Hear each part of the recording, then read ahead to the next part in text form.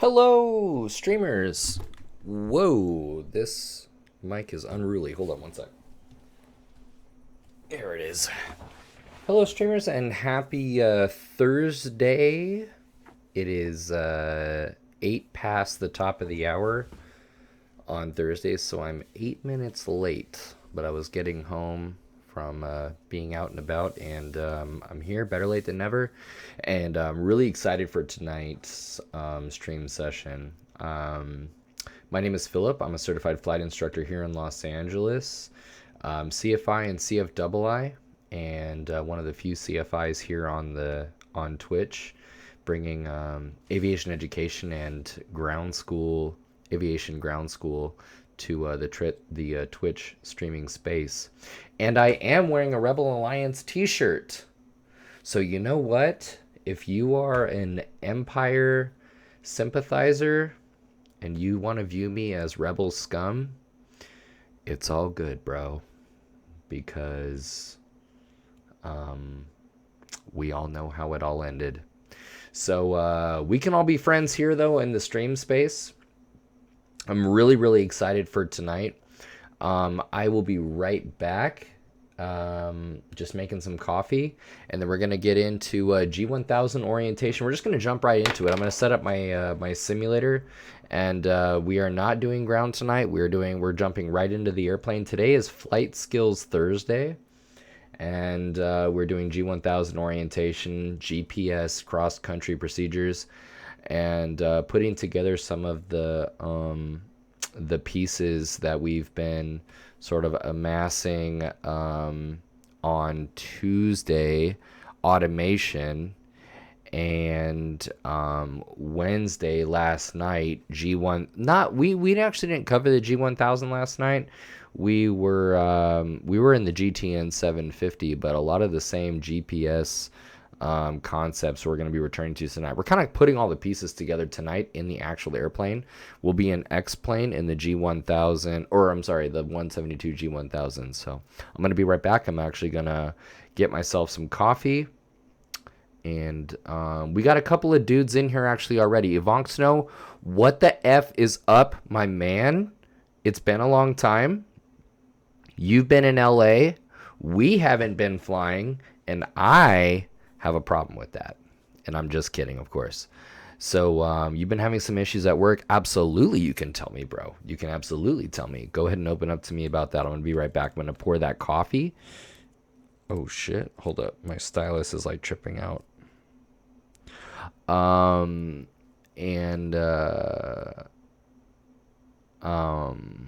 going to be right back. Zach, you're the man. So I am going to be shooting for... Oh, shit. Saturday afternoon, I actually have an IFR student from 12 to 3. Unfortunately, it's not you. But hopefully one day I'll get lucky and we'll have you as an IFR student. And then, I'm with my mom and my girlfriend, like, shortly after that. So I'm thinking Sunday for our Zoom call, if you've got it in you. If you've got the time. I'm pretty much free anytime on Sunday. I'm thinking Sunday's the day. And honestly, it's nothing formal. I mean, if you want some questions, I can, like, write out some questions, and that way you, like, feel prepped or whatever. But honestly, it's a back and forth, like, chill discussion between friends. That's what's going on. I'm gonna ask you some questions, like, you know, in light of it, because I can't do Flight Standards Friday tomorrow. I'm taking the girlfriend and the kids out to. She's actually taking us, but I'm going with the kids to a fair. And so yeah, I can't do Friday, but you know, the idea is, like, in agreement with, like, Flight Standards Friday, like, we kind of go through, like, what your experience was and, like, some of the tricky questions maybe, or some of the things that you wish your instructor maybe prepped you on a little bit better in terms of check ride prep. Just, like, common sense things, like, nothing tricky. Like, I honestly just want an organic conversation. Like, I'm genuinely curious, like, how it went just between two friends. So that's kind of how I was imagining it. And so, you know, you said it's Ivank Snow. You said, do you think it's normal if your boss and two other staff talk to you in a room where you are seated in the middle and all three are standing around you? Yeah, dude. Listen, the way that you have that painted, you're painting the picture like you're a terrorist and they're like three CIA agents and you're like super uncomfortable and they're about to torture your ass. So obviously I am like not for torture necessarily, but so I'm thinking like, they had you, it's very common, like in the industry in the aviation industry at least, like if you're being interviewed, to be panel interviewed. It sounds like you were panel interviewed for something. So I don't think, I'd have to have more context. I'd tell you that, before I issue judgment on it. I would definitely need more context. It sounds like you're not okay with it, and I would be more curious about why you're not okay with it. Not that you shouldn't be. I'm just saying, like, talk to me more about like where you're coming from, because I have my own bias. Like, I automatically go into like, from their point of view, if they felt the need to interview. Yeah, well, of course you did. Of course you did. And there's nothing wrong with feeling like that, I would have felt the same way. I would have absolutely felt the same way. And you're not wrong for feeling that way. I'll tell you that right now, too. But I don't know if they're wrong for doing that either. They said I was okay. Well, if there's an accusation involved, then that's another matter. The format of being questioned like that, or at least approached like that, yeah, I mean, they probably could, one of those three people could have probably sat you down, like maybe an immediate superior could have sat you down and been like, hey dude, like honestly, like this and this happened, and like, look, I'm cool with you, but like the higher ups, they want me to talk to you, and it's like, what's the story with this and that? They could have done that. Or even if it was like a higher up, they could have been like, listen, we're happy about this and this, about the way that you're doing this, but this issue came up and we do actually need to like talk about this. Like, what's your side? They could have actually, talked to you like that. So if they like kind of ganged up on you for something and it was like not like warranted, yeah, man. Now you could be also talking to some people like trying to protect their company. Depending, I don't know, like I'm not getting both sides either, right? So without getting both sides, like I really don't know one way or the other, but it sounds like they probably could have handled it differently. But at the same time, like, I think be okay with it, I think be okay with it. And I just would need more information, I think. Zach said it's totally fine. Got a class to teach on Saturday. Badass. Sunday sounds good, bro. That sounds great. Dave Grimy 9. Can you describe a turbocharged engine off the top of your head? The answer is yes. So basically there are two types of, at least to my knowledge, there are two types of turbochargers.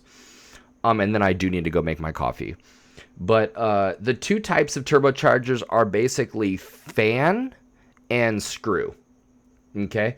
And the fan is like way more popular, but like I have seen screw type turbochargers. I have yet to see one in an airplane, but in a car, like I've seen like screw type. In both kinds of cases, to describe the turbocharged engine, coffee it up, bro.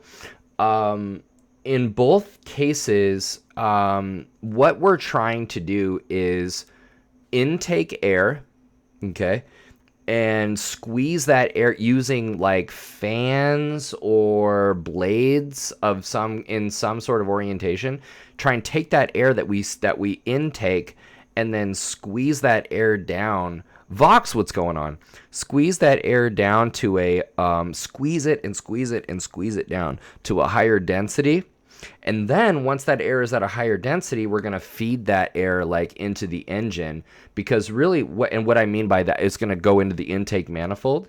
And then that intake manifold, the cylinders are going to be, when the intake valves open in the intake stroke of the cylinders, in the intake stroke, the intake valves open and mixture is drawn from the intake manifold.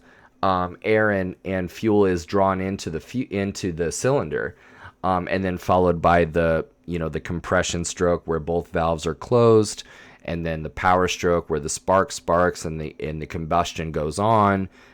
The combustion like results in rapid expansion of gases that does work on the crankshaft.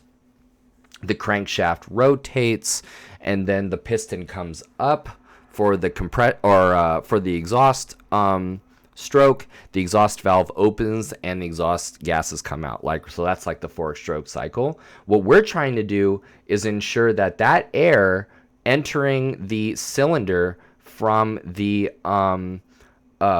intake, that the air and the fuel mixture of the intake stroke is as dense as possible.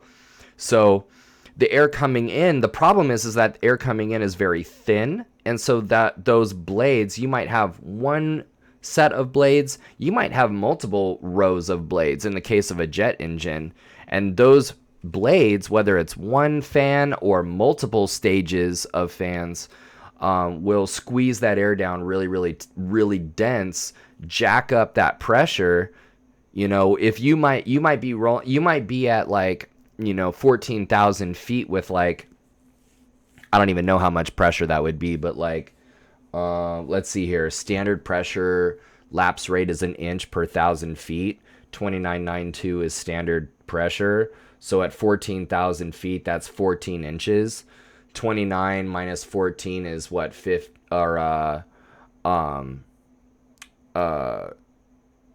Is that right? Wait. Do I have that right? Hold on. I'm sorry. I'm kind of buzzing, dude, because I just got back from a good night. My student was getting ready for solo.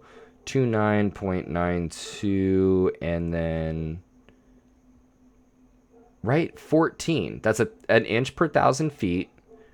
Yeah, so you're super duper low pressure. You want to jack that pressure up from 16 inches of mercury, and you want to jack that up to maybe 29.92. You want to jack that up to sea level pressure, or at least 28 inches of mercury.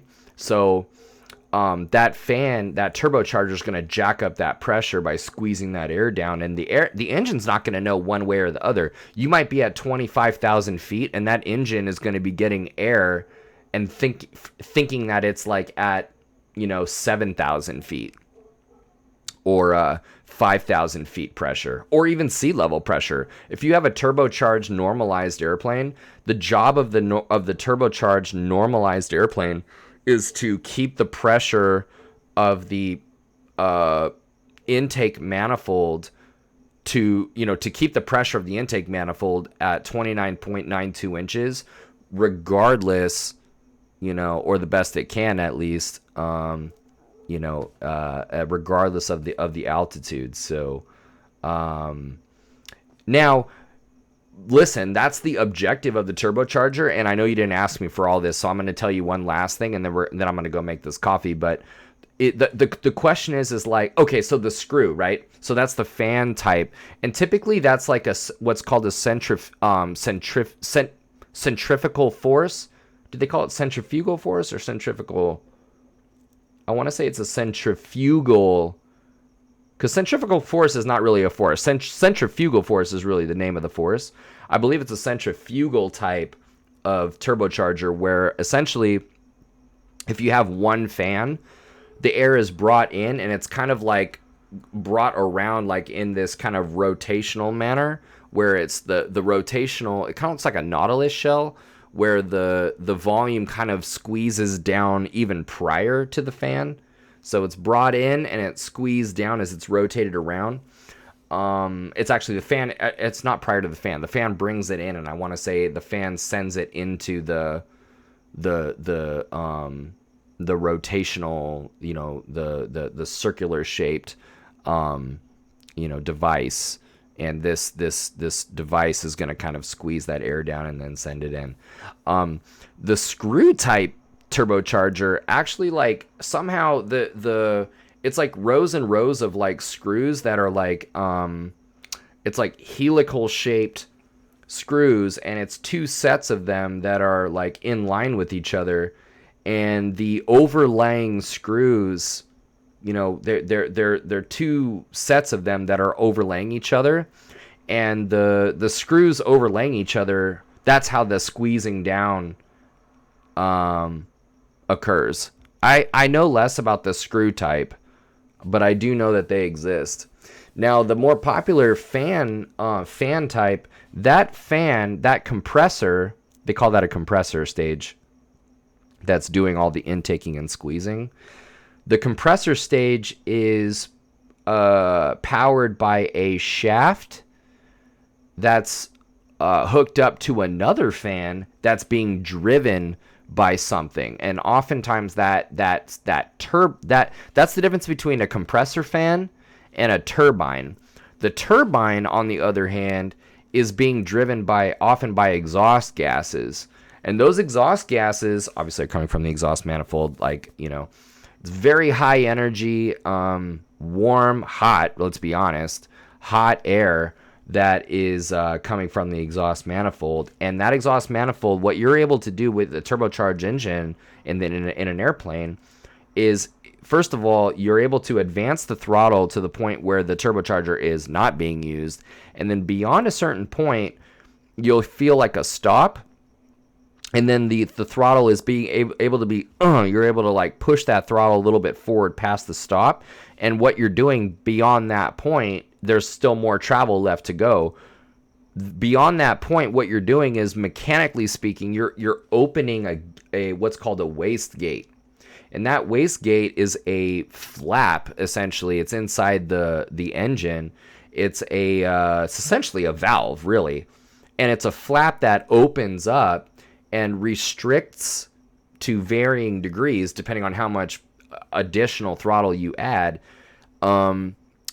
It restricts the flow of exhaust gases out of the exhaust pipe, and instead redirects that exhaust gas into toward the turbine, actually.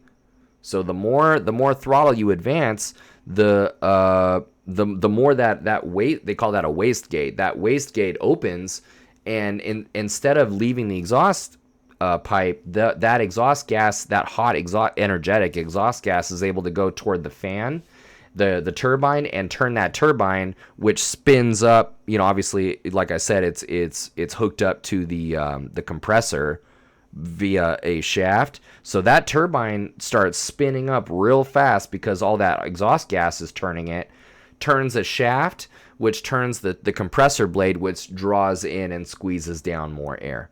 You see that? So, and that's the whole philosophy of like a jet engine as well, that after the gas has been after the fuel and air has been ignited, that hot air is leaving the jet engine. You've got like 2 or 3 or whatever stages of turbines that are able to capture some of the energy of that exhaust gas, and they're linked from along shafts or spools to various like stages of the compressor stage up the engine. And so you have some efficiency where energy from that combustion is actually being used to turn the turbine, that turns the shaft, that turns the compressor, that brings in and squeezes down more air.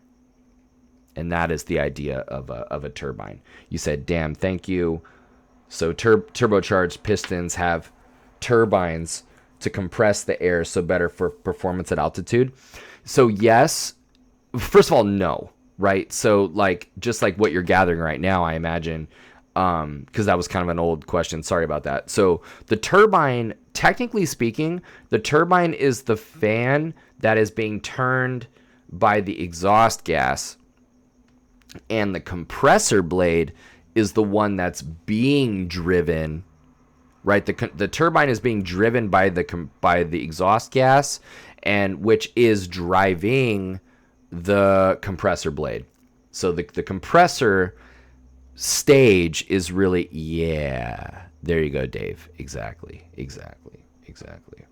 Great refresher for my exam. Absolutely, absolutely. And we could talk about jet engines. I know about them less. Like I'm not a jet pilot, but I do know that what you're gonna have is the exact same philosophy with jet engines. Is like rows and rows of compressor blades, and then like a couple of rows of turbines, like two stage turbines or whatever, maybe three. And you've got this idea of like N1 and N2 for jet engines, and those correspond N1 and N2 correspond to high pressure and low pressure compressors and turbines. So like basically the inner you have like inner fans and outer fans along this whole like axial flow jet engine. So like you've got like the inner stages are the high pressure fans, and then the outer stages are the low pressure fans. So like the very most outer stages are the low pressure. The ones closest to the combustion chamber are the higher pressure ones.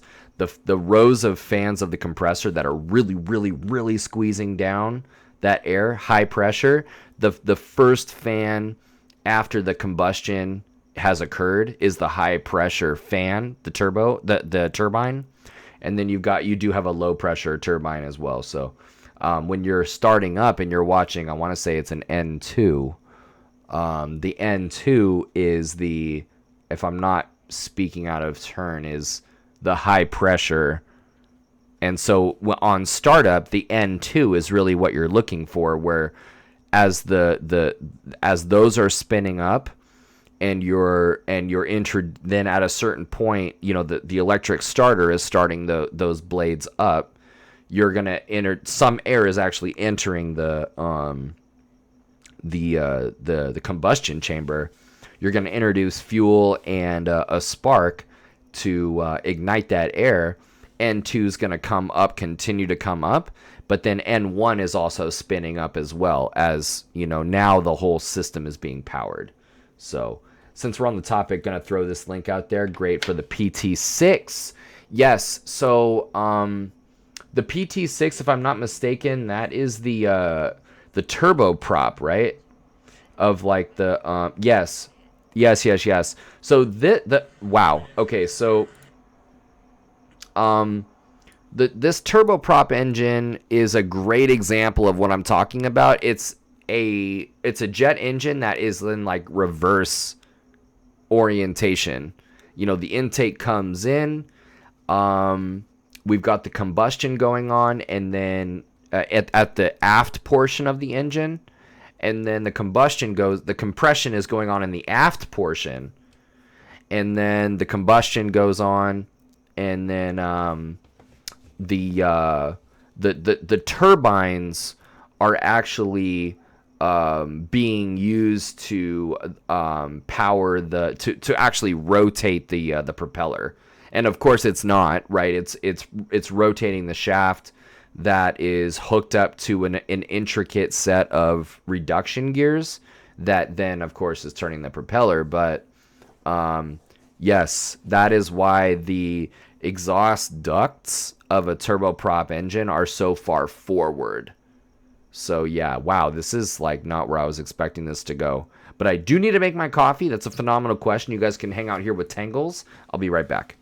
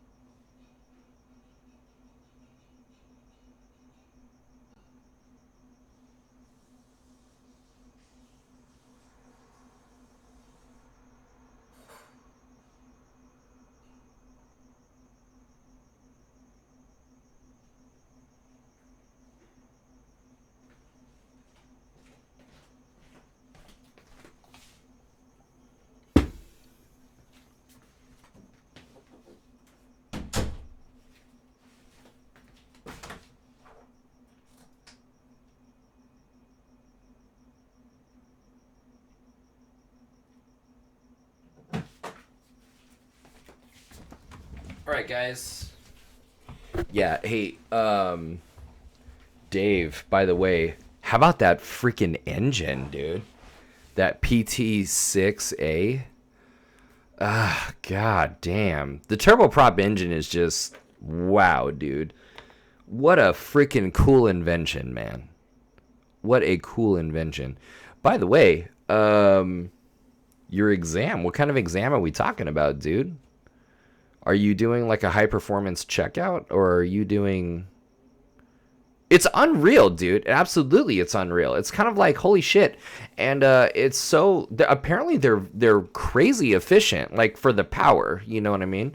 That's one thing I was thinking about doing is not only commercial written, yes, turbocharger, yes. Also know that constant speed propeller. You will be tested on the constant speed propeller way more than the turbocharger. But good for you, dude. I'm assuming you know the constant speed propeller better, and maybe that's why you're asking about the turbocharger. That's one of the other types of flying that I wanted to do. Number one, I wanted to do DCS. I'm tempted to do some fucking DCS flying tonight, dude, and get in the F-18 tonight, dude. At least for the startup. But DCS, and then I wanted to do some like commercials, some 135 flying, some turboprop flying. I love the Pilatus. I have a really, really nice Pilatus. I think I have to re-download it though. An X-Plane. Yeah, so it's really great, really great. Z Windex, I'm glad you asked what kind of coffee I'm drinking. So I'm drinking Don Francisco's medium roast, Hawaiian hazelnut, I want to say. Holy shit, bro. Hawaiian hazelnut, and then I've got a creme brulee creamer that I put in there, and oh my goodness gracious, dude. Especially I'm just getting back from Buffalo Wild Wings, and I've had a couple Sculpins, dude, and I'm feeling kind of toasty. So we'll see how this like G1000 flight goes, because I am gonna fly with ATC. And we're gonna see if I can do this flight without annoying the shit out of them, dude. But I did want to say, in terms of Buffalo Wild Wings, I don't know if you guys go there, but OMFG, the mango habanera, I'm still unclear. Is it habanero or habanera? I feel like an asshole, but basically whatever the end of that word is, the rest of it that I already said, mango, dude, those, normally my go-to at Buffalo Wild Wings is medium.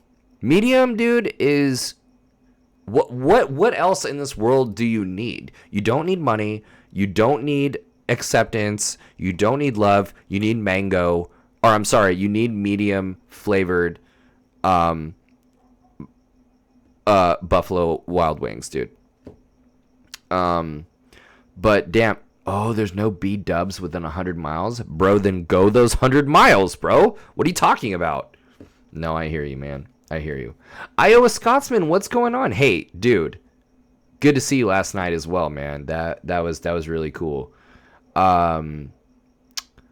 Yeah, so that was awesome. So I was at Buffalo Wild Wings earlier tonight and filling out a 172 G1000 aircraft checkout form for this flight school that I found out in Long Beach. I'm really, really excited because I've been doing a lot of flight instruction, and I'm really pumped. I haven't been doing a lot of like personal flying lately.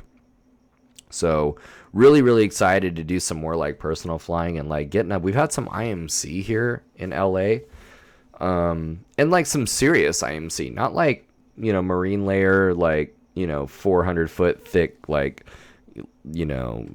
overcast like layer. No, like some pretty serious, like, thickness. So I'm really excited about that, dude. It's been a while, and I'm really excited because we're gonna sim tonight is the G1000 172, and that's actually one of the airplane. This is the airplane that I'm gonna get checked out in. I really like the G1000, and the 172, the 180 horsepower 172 is the shit, especially if you're single pilot. If you're really light, Dude, that 180 horsepower will haul ass. And you can do those instrument approaches like real deal, serious, like, speeds. Like, I'm not encouraging you to like do those as fast as you can, but dude, I'll do those ILSs at 120 knots 100%, dude, sometimes, and really just try, especially if I know if I'm airport hopping and I'm gonna go missed, dude, why not, you know? So it's a beautiful airplane, plus it's a G1000, dude. So yeah, Dave, yeah, turbocharged engines and CS, constant speed propellers are a must. No, according to my exam guide for Transport Canada. You up there in Canada, my friend?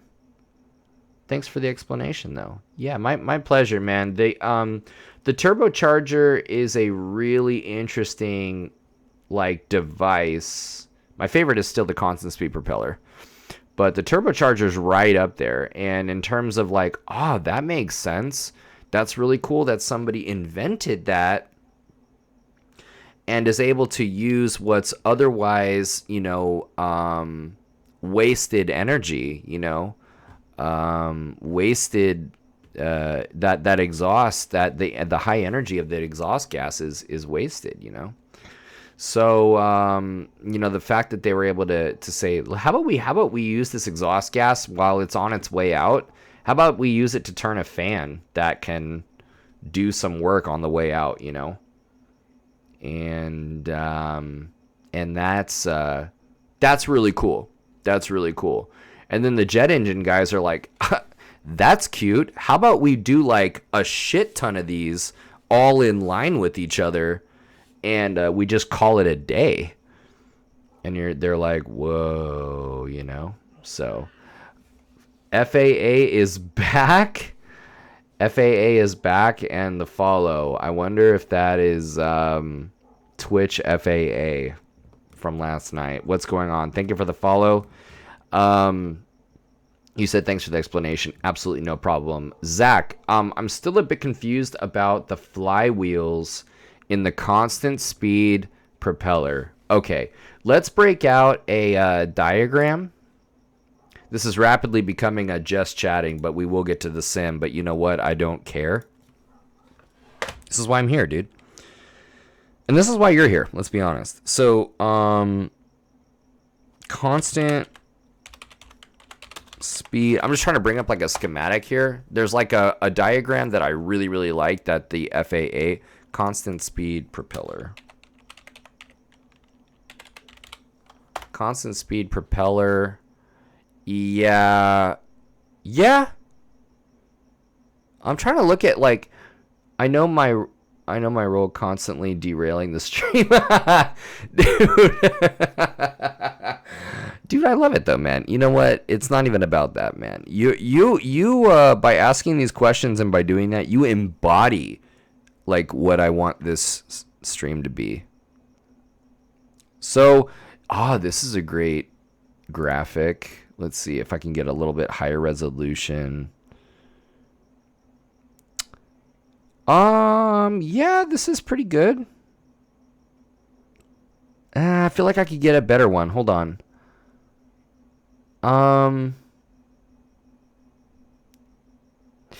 Yeah. Shit. So, let's see. Yeah, this is pretty good. This is pretty good. Better than free ground sessions. Yes. And with that, Dave said, thank you, unban Twitch FAA. No shit.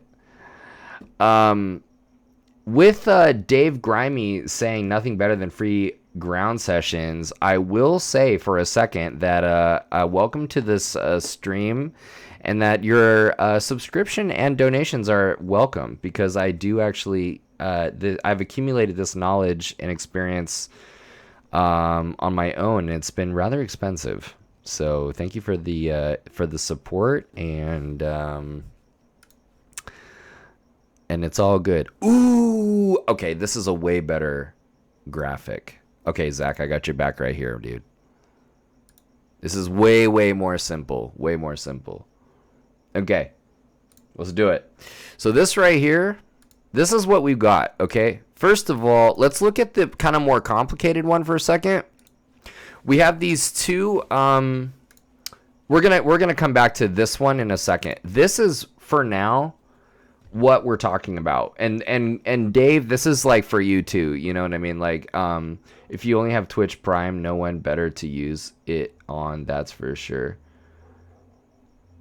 Dude, you're the man. Thank you, Zach. So, Dave, this is for you too, and really anybody else watching who might be needing to explain the constant speed propeller and the, you know,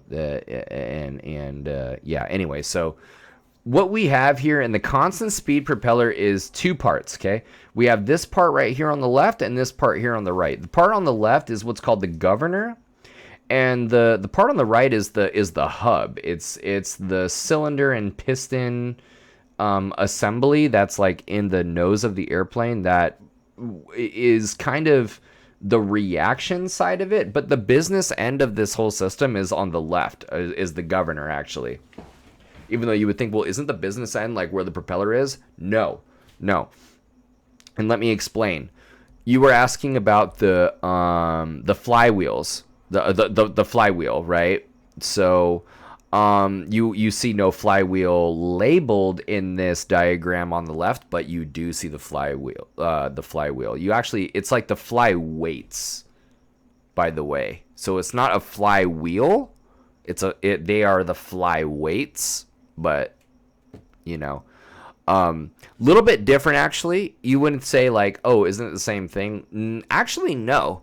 The flywheel, the job of a flywheel is to absorb and like hold on to rotational energy. That's what a flywheel does. The flywheel is there to store rotational energy that can be drawn from later or added to, obviously. But I mean, you know, this idea of like storing rotational energy that can be used later to convert to linear or like kinetic energy. You know, that is the job of the flywheel. The flywheel stores energy in the form of rotational energy that can be used later. So as that energy is being used, that the rotational speed of that flywheel goes down because the energy has been transformed, right? But the fly weights also have rotational energy, not a flywheel though. The rotational energy of these flyweights, these are like L-shaped flyweights. There are two, if I had another hand, I would show you the other L, but basically there are two L-shaped flyweights like this, and as they spin faster, they're flung outward like that, and my thumb is brought up. You see that? My thumb is brought up, and as they slow down, they're allowed to kind of droop down, and my thumb is brought down, right? As they spin up. Centrifugal force forces them out like that. And this will become apparent in the other diagram that I'm about to show you. So if we could attach a valve to my thumb and really spin those flyweights, right? The flyweights out, then my thumb raises that valve, correct? So down, they spin faster and faster, centrifugal force lifts them out, and my thumb lifts up, which lifts a valve up, which brings us to this right here. So these flyweights, okay? So these flyweights, they are, for reasons that we're going to get to in a second, they spin at higher or lower like speeds. And as they speed up or slow down, they're allowed to articulate in a way where this arm right here lifts this pilot valve up or down. You see that? As these are going to spin up faster and faster, they're going to lift up. That pilot valve is going to lift up, and oil is going to be allowed to flow in or out of the hub. As they slow down, the valve is allowed to close to the point where oil is allowed to flow in or out. See, so by the pilot valve opening or closing, the flow of oil is regulated, whether it's in or out. So let's think about this, right? With the constant speed propeller, what are we trying to do? We're trying to make sure that we've got an angle of attack on this prop that results in the same RPM across basically all loads. Not all loads, but because there will come a time when the load is so low that power basically still changes RPM, but above because of a certain stop point. But across normal regime power or across normal regimes, power regimes, power does not affect RPM at all, but load does. So let's say that we're in like level flight at 2400 RPM, or what do? You do 23 or 2250? I think you probably do 23 squared? What do you do? I just want to use your example. It doesn't really matter, but I want to use your example. What do you got? You do 23 squared, 24 squared? 24 squared is kind of intense, actually. Probably not. You probably do 22 inches and 2300 RPM, right?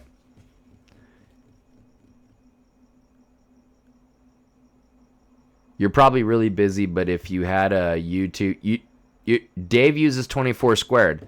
You're probably really busy, but if you had a YouTube channel explaining stuff, I'd watch everything. So good at explaining. First of all, thank you so much. I really appreciate that. I do have a YouTube channel. My YouTube channel is linked on my Twitch About Me page. And just started re-engaging with the YouTube channel and like sending, I'm exporting my videos there now. There's so many good videos that I had that got deleted or like expired on Twitch. So it's okay though. Like I'm here for the long haul anyways. Doesn't really matter. I enjoy you guys. Who cares? So, but the videos are being sent there. The YouTube is there. Feel free to subscribe. And this video will be on there as well. So, I mean, I love it, dude. You know what would be a cool night would be actually, commercial systems where we talk about the constant speed propeller and the landing gear system and like pressurization and stuff. That'd be wild. That'd be super cool. But thank you for the kind words. Dave uses 24 squared. Zach 23. Right. So what you're gonna do is you're gonna back that power off to 20 inches. You got 2300 RPM. Looks great. What happens if you pitch down? By the way, the flyweights, they are like synced up with the RPM like of the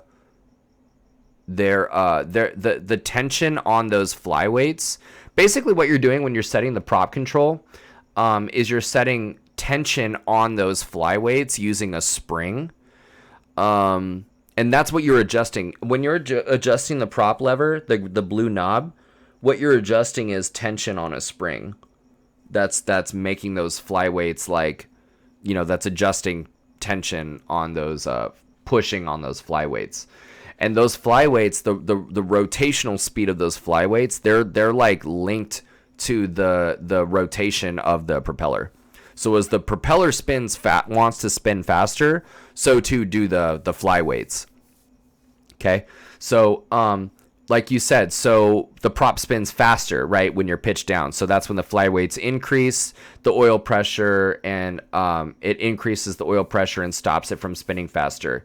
Yes, but like we need to talk about why that is. So like when you pitch down, the load increases, right? And the only way that the RPM is not going to increase is if the angle of attack increases on the propeller blades. So what you need to do, what needs to happen for the angle of attack, that angle of attack on those propeller blades needs to like, they need to manually like be forced into a higher angle of attack. So what we're going to do is as those as that prop wants to spin up and those flyweights spin up faster, what they do is they lift. That L shape lifts, and the pilot valve opens and allows oil pressure down here, right? As that lifts up, the oil pressure is allowed to enter the cylinder. And as that, you can see it's a cause and effect situation. This is why the business end is the governor, not the hub, even though the propeller blades are on the hub. This is a very reactionary part of the constant speed propeller. Oil pressure increases in the hub, in the cylinder, and it does work on the piston. The piston moves, and the piston is linked to the through linkages, right? As that increases, as this I should come here actually. As this pressure increases and that piston moves, those links, these arms right here, cause rotation to the propeller blades. And ultimately, the RPM doesn't change. If you have increased loading on the blades, but increasing angle of attack, the rotation doesn't change. You have this interplay between torque and rotation speed. The higher the they're inversely related. The higher the rotation speed, the lower the torque. But the higher the torque, the lower the rotation speed. So like you give up one for the other. The more you can lower the rotation speed, the more torque you have. And this is true for gears. This is true for rotating. This is how a reduction gear actually works. So, so by increasing the angle of attack, you keep that RPM relatively low, or stable, like where it wants to be. This system of responding to changes in load, spontaneously allowing more oil in or out to maintain an RPM. This is the way that this system works, and the flyweights are a critical role in that what we can call equilibrium. This system tends toward equilibrium as different loads are imposed on this propeller. An example of another load in the other direction would be like pulling up, and the RPM wants to decrease.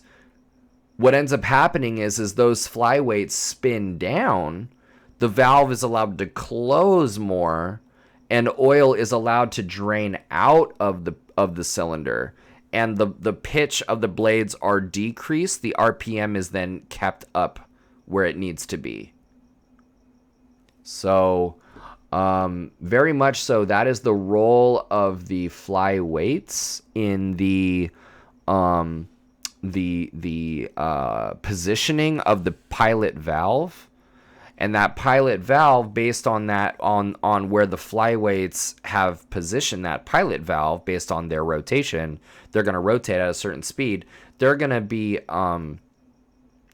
disturbed. As you pitch down for an overspeed or pitch up for an underspeed. That's the main thing about the constant speed propellers. You want to be able to describe an under and an overspeed condition. As you disturb that equilibrium with an underspeed or an overspeed condition, those flyweights spin up and change their speed and open or close that pilot valve, which lets oil in or out of the system so that it's able to return to equilibrium. And only when the angle of attack on the propeller blades and the load on the propeller blades is such that the RPM is stable, are the flyweights happy? Then the pilot valve is happy, and there is no flow in or out of the hub. So anyway, I hope that answers that question. I can explain that a little bit better if that didn't make sense, but that's you asked specifically about the flyweights. So I mean that's kind of the role of the flyweights. The other thing about the flyweights is like, the speeder spring, where those flyweights want to sit, is based on the tension in that speeder spring, and that's what you're setting. When you set an RPM, it stays at that RPM regardless of pitch attitude, because what you're doing is your that spring is causing those flyweights to seat in a particular manner where the pilot valve wants to be. And then of course any over speeding or under speeding, any departure from that point will cause a disturbance in equilibrium, and it's a very inherently stable system. You totally got it now. Thank you. Absolutely. Woo! I was not anticipating explaining that. Also buzzing, dude, from a couple of Sculpins at Buffalo Wild Wings. God, that's a really great beer, dude. That's a really great beer. I really recommend it.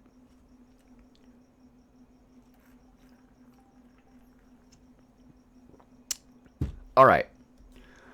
My dudes. Wow. Beautiful questions, man. Beautiful questions. Let's get this sim set up, bro, and let's get to it, dude. How are you guys doing tonight, by the way? You guys doing okay? What's the latest and greatest?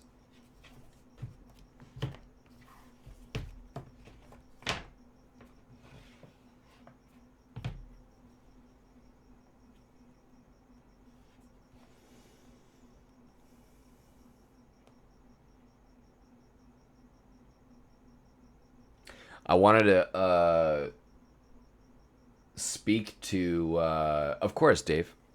I wanted to speak to something that happened earlier today. I had a student that I was going to solo, actually. A private pilot student, obviously. And it didn't happen. Long story short is it didn't happen.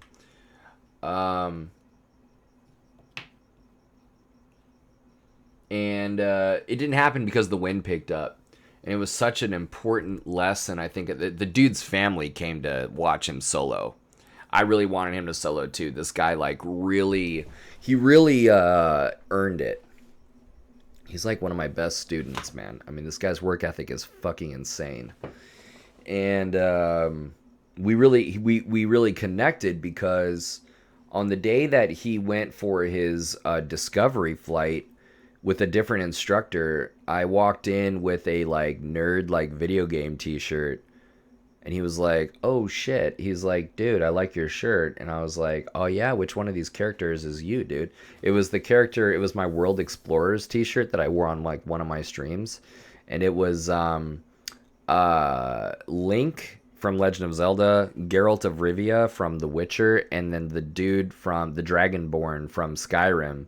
And all three of them are sitting around a campfire, presumably telling the fucking best stories of existence. And I was wearing that t-shirt, and he was like, "Dude." And so he was like, "Oh, I'm more like on the Skyrim side." I'm like, "Dude, that's what's up." Those are my three favorite video games. God of War is pretty much up there, though, too.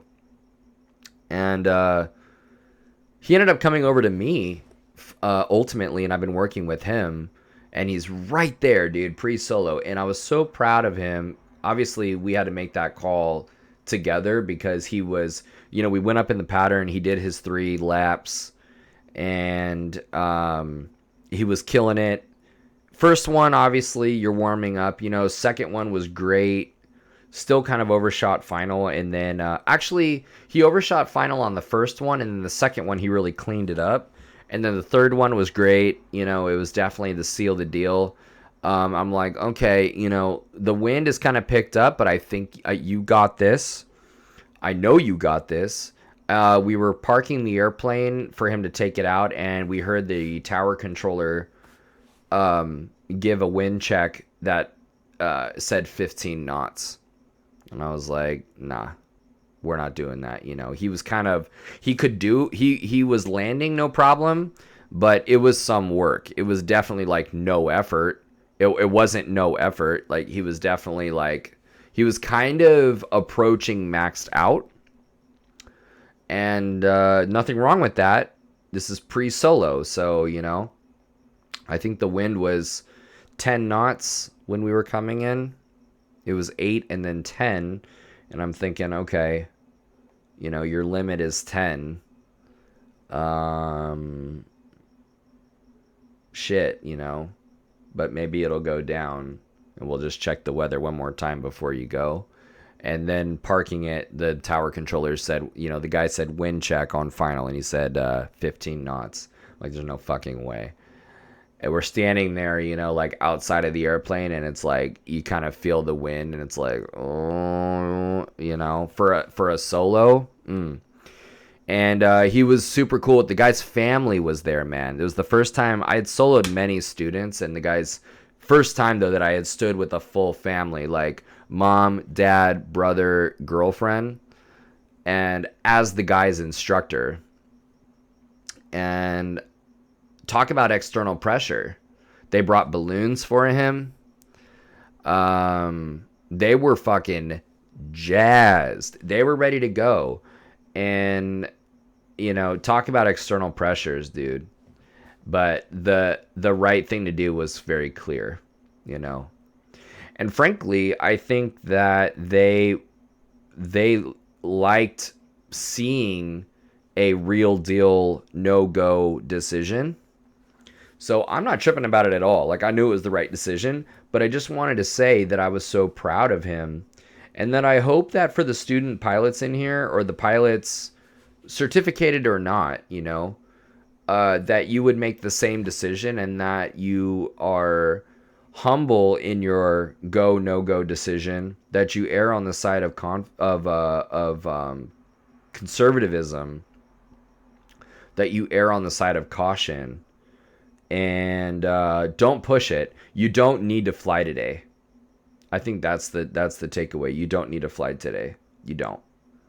You can fly tomorrow. You can fly in a couple days. It's better to be, the old saying that I love. There are a lot of old pilot sayings that I'm like, that's fucking so cliche and dumb. But this one I actually always really like, which is that it's better to be on the ground wishing you're in the air than in the air wishing you were on the ground. And that's absolutely the way to go. And it's better, more specifically, regarding Dave, like you're saying, ADM, probably the toughest part to learn. Absolutely, dude. Regarding ADM, specifically, it's better to be on the ground and keep watching the weather and realizing that, you could have gone, and being okay with that, and that you still made the right decision. And looking at why you could have gone and what the patterns were, and like kind of learning from that experience, rather than going up there and like realizing you shouldn't have gone, and now you're in denial and you're just going to stick with it, and who knows how that's going to turn out, Obviously it's a great time if you're on the ground and you decided to not go out of taking the more cautious route, and it turns out it got worse. Of course that feels great, but sometimes if we decide to not go and you could have gone, you're like, oh man, I could have went, I could have done this. That's not what no, incorrect, dude, incorrect. You decided to not go for the reasons you decided to not go. You were correct. And it turned out that the weather was better than you thought it was going to be. But you were correct, dude. You were correct to not go. You are correct. You were not wrong. You were not wrong to not go. And I just need to emphasize that. I was so proud of him to be okay with the no-go decision. And the family was super cool about it too. So I just wanted to point that out.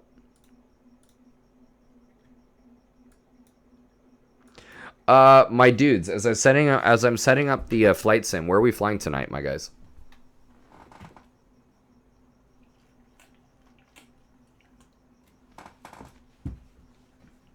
Dave, I recently got into the plane, and he just wasn't feeling it for no reason. I started up, got the ATIS, and the winds picked up, gusting 20. Within my limits, but I just told myself, nah, I just wasn't feeling it. Within your limits, and you still said no. I can't tell you how much I respect that. You did the right thing. Don't let any macho, hazardous attitude person tell you otherwise. You know that you did the right thing. You don't need me to tell you that. But I don't give a shit, dude. I will absolutely validate you still.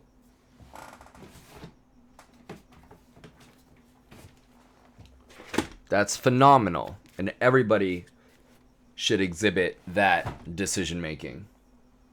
That's phenomenal. Go fly tomorrow, dude. You know what I mean? Go fly this weekend. Right? Here you are. Actually, I want to even acknowledge you even more. Here you are at the airport. You're in the airplane. You started up. And you decided to not go. It's one thing to be at home. You don't even drive to the you didn't even drive to the airport yet.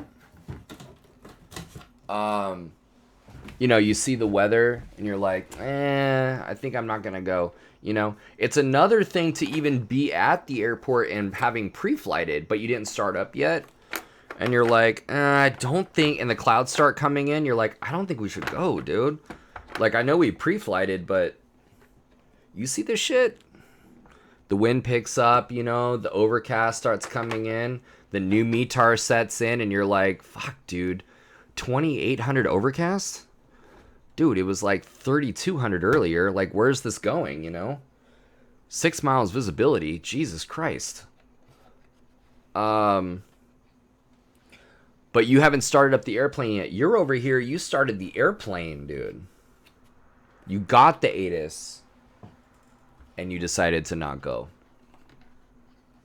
That is the most respectable of decisions. Good for you.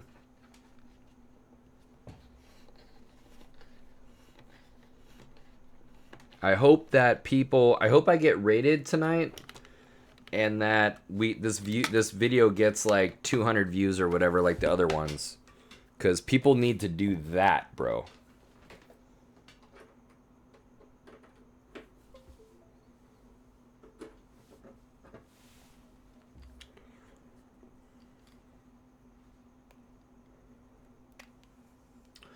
By the way, Dave, what was it, dude? What was the weather that kind of got you? What ended up, No.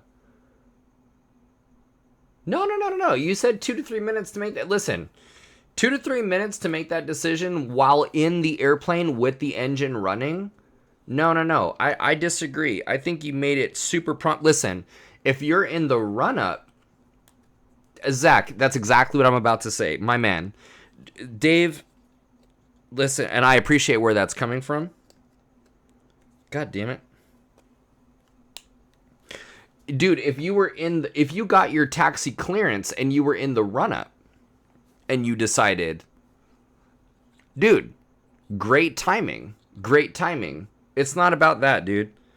Don't ding yourself like that. You know, you did good, dude. You did phenomenal, dude. You did better than many people do, and certainly better than many people have done that didn't make it. One of these IFR days, I'll do IFR. I have a whole PowerPoint on IFR incidents, accidents, and analysis. Part 91 operations were people that went IFR. When they shouldn't have, you know, and they weren't able to make that decision at all. So, you know, if you hadn't left the ground yet, early enough, bro.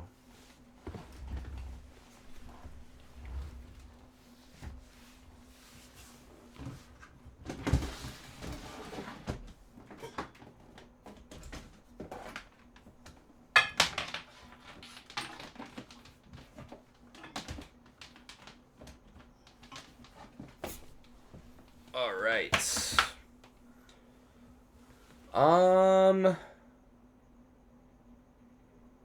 Dirty Bird. Do you know any stunts or tricks? I do. So I have about I have about 16 hours. I have about 16 hours of aerobatics training. And I did most of my aerobatics in a decathlon and super decathlon. It's a phenomenal tailwheel airplane. And I didn't learn any advanced things, but I've definitely learned the basic aerobatic maneuvers. The barrel roll, the aileron roll, the split S, the Emmelman, the loop. What else? The spins, different types of spins, flat spins. So what am I up to? 7 different aerobatic maneuvers. Oh, half Cuban and the Cuban 8. So those are 9. What else? We didn't do hammerheads. We didn't do snap rolls, actually, surprisingly. Although I definitely get snap rolls. I've never done one, but basically what you do is you kind of get at a relatively low speed, like not crazy low, not like slow flight, but you get kind of like accelerated stall speed, like maybe 70 or something. You pitch up like crazy abruptly, so you reach that critical angle in level flight. Slam on that rudder, and you basically stall the airplane in level flight, and then you spin. It's a horizontal spin. That's what a snap roll is. But I haven't done that. Zach and I were doing some aerobatics the other night in the pits, so it's pretty funny to both of us that somebody said we should do some stunts. What else? Yeah, spins are pretty fun, actually. Spins are fun. Flat spins are fun. Flat spins are weird because you're just like, all you see is like horizon. You're just going round and round and round. But yeah, dude, I know a pretty good amount of tricks, dude. And even the basics are weird. Dirty Bird. Oh, Dirty Bird heard everything he had to hear, dude. He goes, yeah, this guy's almost killed himself. Let's follow. I had to earn that follow, though. Nothing wrong with that. Dragon, what's going on, dude? What is going on? Dirty Bird, is it scary? Are the spins scary, are you saying? Or is what scary? Just aerobatics in general? Also, now that we got a few dudes in the chat, where are we cross-countrying tonight, my friends? We're going to go, preferably we're in the western part of the United States where I have ATC, but not a problem if we don't have ATC, because tonight isn't about ATC, it's about G1000. It's about, in fact, let me get this started. Oh, you know what? I think I'm going to use...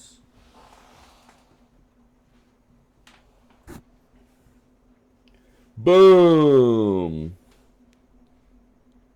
It's hat night, bro. I got my AOPA hat. Alright, cool.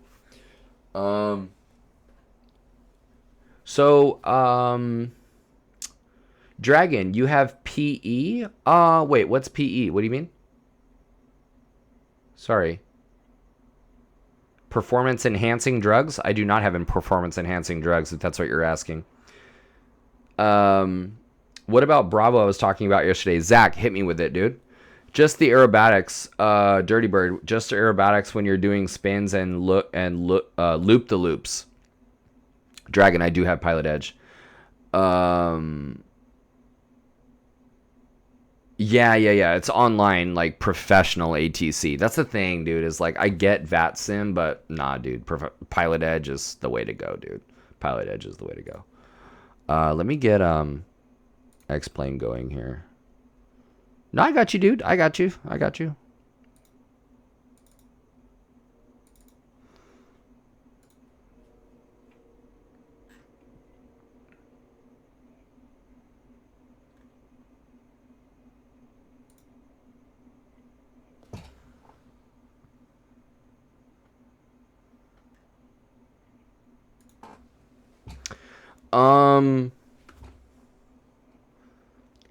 Salt Lake VFR corridor, north to south. Dude, Salt Lake it is, dude. Salt Lake it is. Is it DIJ? Ooh, let's do some altitude stuff out of Colorado Springs. Dude, I think between Dragon and Zach, we should do something. Because Zach is talking about doing stuff up in Wyoming. And maybe we do like the 182 G1000 between the two. Man, you know what? We should do... I should like re-download my Jet. I know the Jet had the G1000 in it as well, the Mustang, the Cessna, the Citation 510. Let's map it out actually.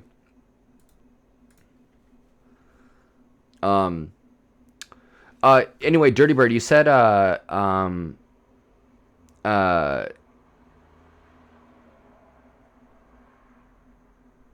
Oh, Zach, when you were saying about the Bravo, about the VFR corridor, you're talking about that's the Bravo thing you had the question about, you're saying?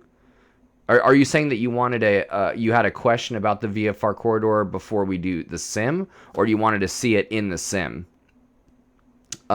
Dirty Bird, just the aerobatics when you're doing spins. Yeah, it was kind of scary at first, but honestly, what's crazy? Dragon says let's do the corridor. Corridor it is. Dirty Bird, yeah, I mean, it's scary at first, but then you feel how stable the airplane actually, and how strong the airplane is. And it's actually not that scary, and it kind of makes sense. When you're with an instructor and they show you where to look, things make sense. So like when you're pulling the G's through the bottom, and it's like a 4G bottom turn, and you're kind of like lightening the G load up at the top, and you come around for a Cuban 8, you know to look. Once you pitch up and you lose the horizon, you look, boom, you look to your left at the horizon, and you watch the horizon rotate. And then as you watch the horizon rotate, continue to rotate, you're coming around and you look up, and here comes the ground, and you just follow the ground to a 45 down line. So just knowing where to fly looks really, really, it's helpful. Because like otherwise you don't know like where to look. You're getting sick. You feel like shit. But the so knowing where to look is like humongous for like, and for me, I have like a really weak stomach, So I threw up almost every single time. And matter of fact, like there's a really good story behind that. Really, like long story short, my instructor was a dick. He was like one of the best in the world, but he's like a total dickhead, right? So he was teaching me, and I was just kind of sucking it up because I thought I had a lot to learn from him, but it was just torture working with this guy, and I threw up, right? So I of course had my throw up bags, and he was like particularly shitty to me this day, but I was like whatever, and so I tied up the bag. We parked the plane, and he had to like give me a ride on the airport surface, like in his car to the flight school. We actually had to drive on the flight school or on the airport surface to the plane. And the bag actually, karma's a bitch, dude, because he was really shitty to me that day, and the bag actually untied itself. And when he made a turn, some of the vomit actually like worked its way out of the bag into the trunk of his car on the carpeting. Shouldn't have been a dick, dude. Point is I had a lot of fun that day. How long have you been flying? Dave, I've been flying for about 10 or 11 years, and I've been instructing for about 2 years. My flying aspirations, I would love to fly 135 one day. The thing is I'm an amputee, so like my whole left arm is gone. And so I think, I'm still building up time, total time. I'm at 900 hours total time. I've got 500 hours dual given in airplanes, of instruction given in airplanes. So, if I could get that 900 up to about 12 or 1500 or even 2000, then, I'll start looking for Part 135 jobs, like flying a jet maybe, or a turboprop. And hopefully by then I can have more than what they're asking for, and then get hired, because right now it's pretty tough to get hired. It's a tough sell with one arm. So I love flight instruction personally. I would totally be a DPE.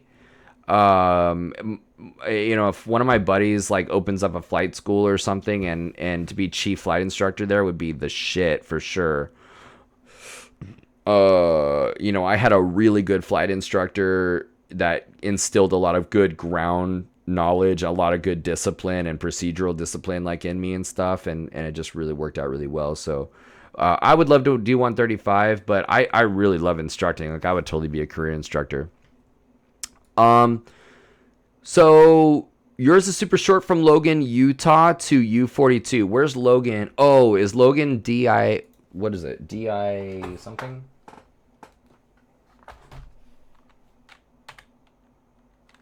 What's Logan? You said U42 is the destination.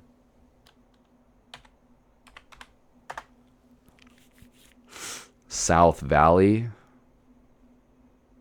Salt Lake City. Okay, let's see here. What do we have? We've got U42. Logan. I'm assuming Logan's in the north, actually.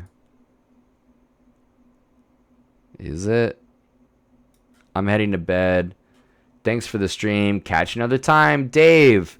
Absolutely, dude. Thank you for enriching this stream and asking the questions that you asked, dude. You totally killed it earlier, man. We'll talk later, man. Have a good sleep. LGU. Ah, okay, we're way up there. Logan. Yep. Okay, Logan it is. We will do that. And I'm thinking Logan, we're VFR. We're totally tonight's a private pilot night. We're going Logan to let's go Airways. Let's see here. Yeah. We'll go maybe Logan to Ogden. And then I'm assuming Ogden to Salt Lake. Or what, Wasatch. And then Wasatch to South Valley. South Valley is a right pattern runway 16. What are they landing right now, actually? Let's do layers and weather. They are landing 260 at 4. So they're definitely south traffic. Right pattern. So if this is right, this was the route for my check ride and was pretty clueless about the VFR transitions from the north side. Let's talk about it, buddy. So we're going to come in. I'm thinking this way. Or wait, no. Yeah, we're going to come in somewhere like around here, I guess. It's kind of a tough one. Because you want right traffic. You want a right 45. It's a non-towered airport, so you don't want to come in with shitty technique on a straight in for runway 16. I'm going to say like that. And then like that. I had it right over the arrows. They call it the mountain home route locally. Okay, cool. Let's go. Let's talk about that. Basically, this is what you want to do in terms of good technique. Damn, that looks so satisfying, dude. The way it's like rectangular. Holy shit. You want to enter on that 45. Right, that's right pattern. Yeah, that's right pattern for runway 16.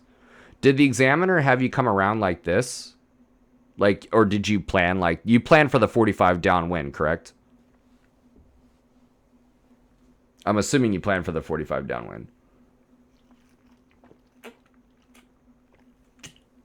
It's really tempting to come in straight in, but then it's like really hazardous, you know? Or did you come in straight in and he didn't care?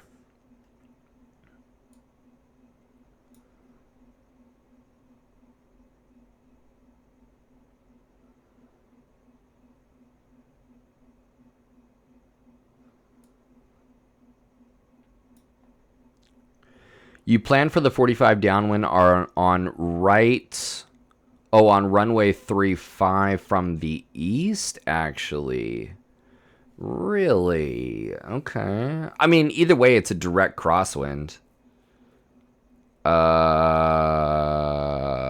Let's see. Yeah. Yeah. I mean, either way, I imagine. I kind of like this. You can like go wide of the field and have the field. Yeah, dude, either way. Either way. So we're both right. Now, let's talk about your so that's the proposed route, I think. Right there. Oh, but what's up here actually? You can do it however though. Yeah. I imagine it with a wind like that. It's honestly doesn't matter, and it would actually just depend on if there was existing traffic. Yeah, Dragon, you got me on that one. I'm gonna actually take a look at that really quick. But out of Logan, we're just straight out, I guess. What's the wind? 120. Oh, then yeah. I mean, I probably take off. Let's see. What do we have? Jesus, I can send you a screenshot from my ForeFlight to show you better. Yeah, I mean if you want, I'm good personally. So not trying to get you. I honestly don't know. We don't have this stuff out here. Oh, dude, I mean, first of all, I welcome you to try and get me, dude.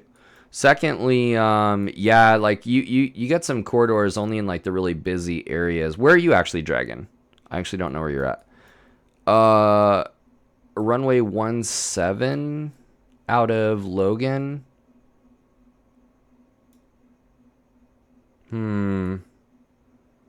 Yeah, I imagine runway 17 maybe. It's a 9,000 foot long runway, dude.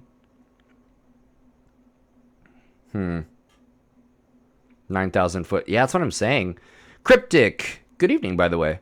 9,000 foot long runway by 100. How about that, huh? Field elevation of 4,500 almost, though. I mean, you know, I bet this is like military or something. It's kind of a crazy long runway. So with wind out of the southeast, yeah, we'll be doing the big runway. So it's a straight out departure, and then basically, we're gonna be Ogden direct. And then for pilotage wise, we'll do 15 miles. We'll do like a beam Brigham. And then it's 20 miles between Brigham and the VOR. So we'll cut that in half and do overhead the power station. Hill Air Force Base is in the center of the Bravo. Yeah, right now I'm just trying to plan the actual route. But I hear you. And then we'll take a look at the corridor. I just want to, because today's G1000 and stuff. So, okay, it looks like a good solid plan. Actually, what's this? Why isn't that showing any distance? Okay. You know what? I bet I can pull it up right here. That distance between VORs, between Ogden and Wasatch is 23. So to find something in the middle would be pretty sweet.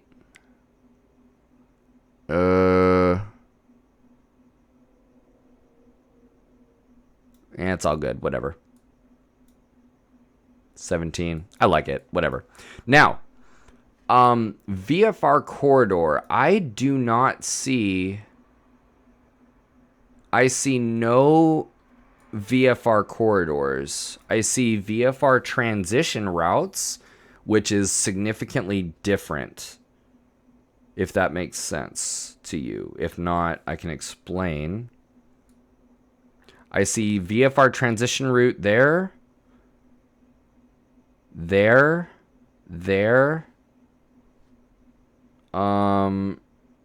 You asked me about VFR corridor, and I do not see one, my friend. I see VFR transition routes. Do you have a question about the VFR transition routes? Yeah. So the VFR corridor, make no mistake about it, like you are very much in VFR corridor, you are in Echo. You are in class Echo. You are not in class Bravo.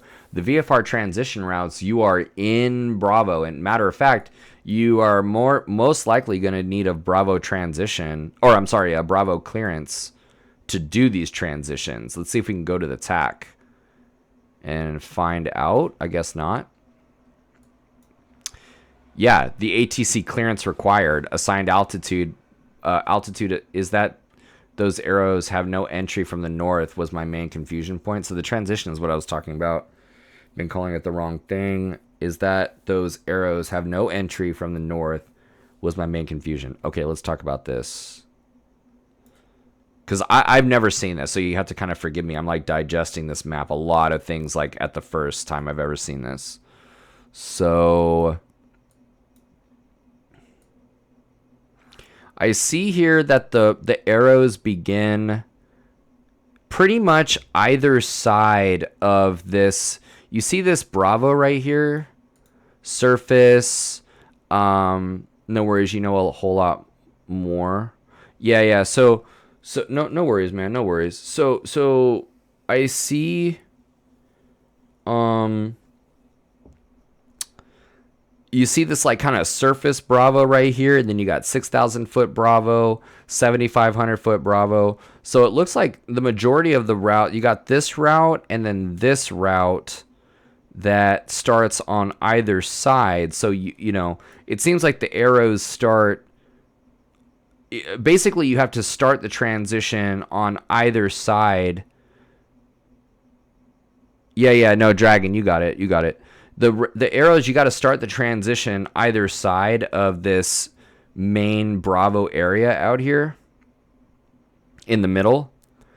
And then from there, you're able to go toward this point right here. See this VPRNRWY? What do they call that? Yeah, I guess that's just what it's called. Looks like they keep the landing takeoff corridors clear. Yeah, that's exactly it. That's a really astute observation. Is like, see the these ghost aircraft right here. They're coming in on an approach. Same with these guys, but yeah, these guys are coming in on an approach. Interesting. Let's just read and see what they say. So over here, Dirty Bird, what up? VFR, are those star routes? I don't know, actually. Let's take a look. Standard. Oh my God, there are so many stars. We don't have the time to go through all these. But yeah, they likely are. They're likely, actually, this close to, depending on where they are, they're probably on the approach. They're probably actual. See, stars are actually going to be really like far out. I'll bet you that they're actually on an approach.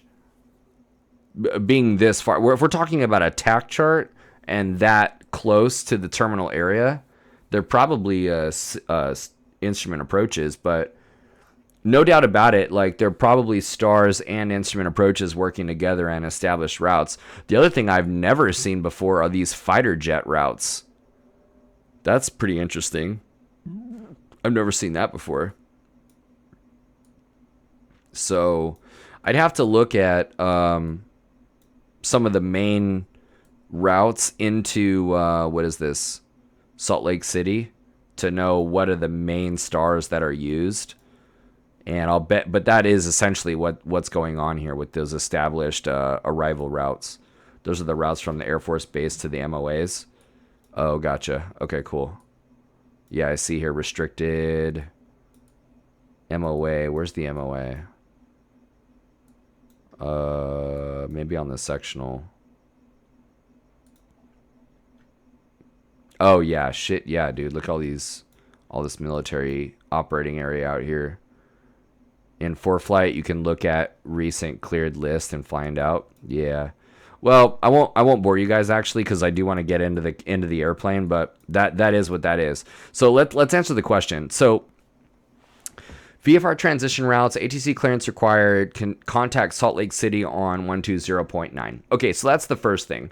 We know who to talk to for these transition routes. We're talking to 120.9. What else do these things say? High altitude, eastbound. We're not high altitude. Actually, let's go on flightplan.com. Create the flight, and we're going to be VFR right now and so what are we? We are LGU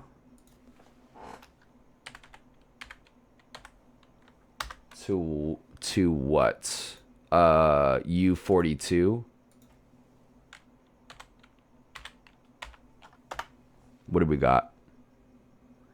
We've got pretty much Ogden, it looks like, for the most part. Oh. No, actually. Oh, the TBM-8 at 11,000, 12. Oh, it's pretty high density altitude out here. Yeah, we should definitely do the 182 then. Piston. Yeah. Corin, Victor 21, Ogden. Yeah, this one maybe. Pime. It seems like Rackjo or Racco is a common one here. Victor 21, Ogden, Victor 101, TCH. So just these two. So let's look at where Corin is. Actually, let's look at where Pime is. Pime.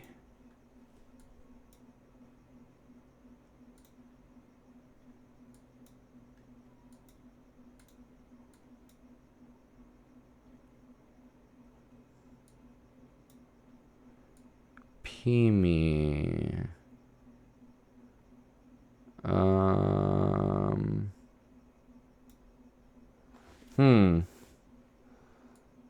Okay. I guess we will put it in.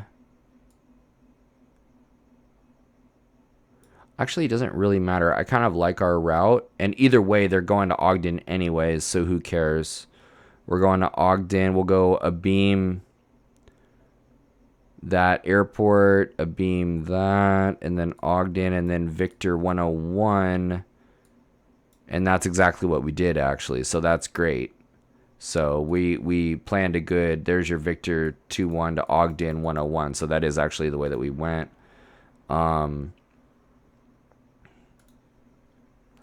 So then, yeah, so since that's the route, so the Barron transition, or the barn transition, were you asked to do one of these transitions in particular?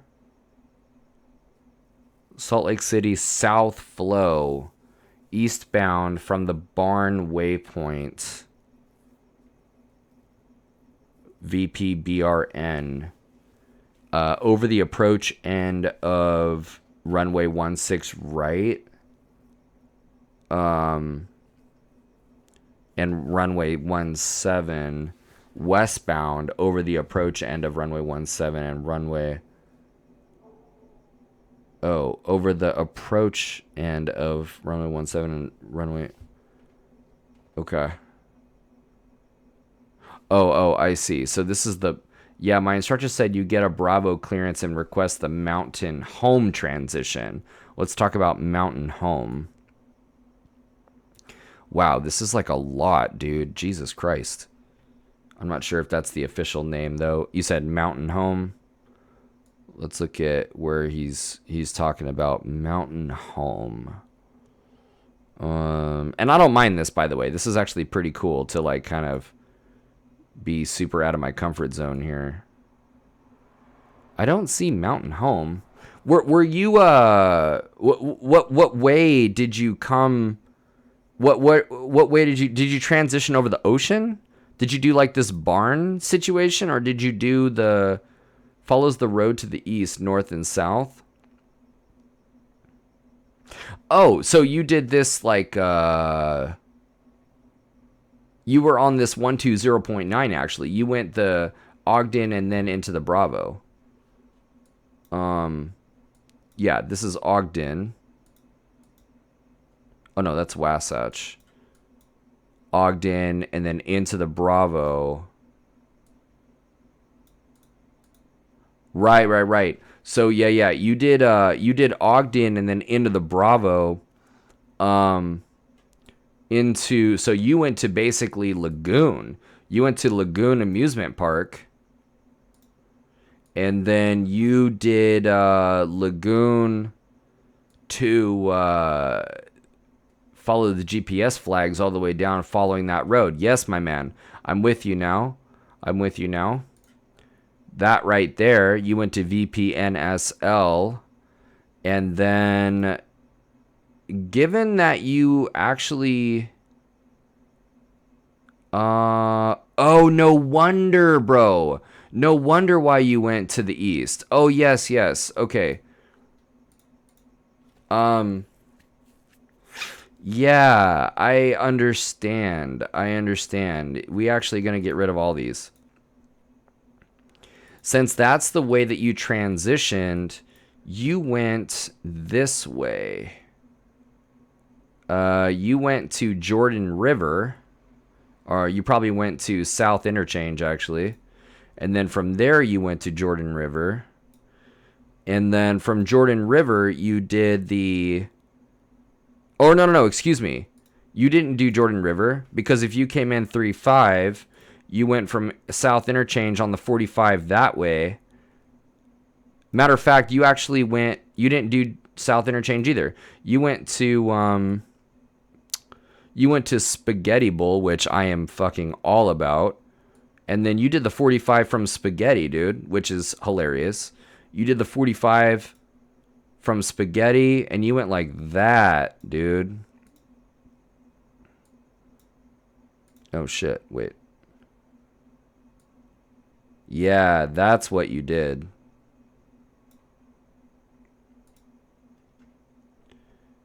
You stayed out... Oh. For real? You stayed out of Surface Bravo. So then... Did you enter...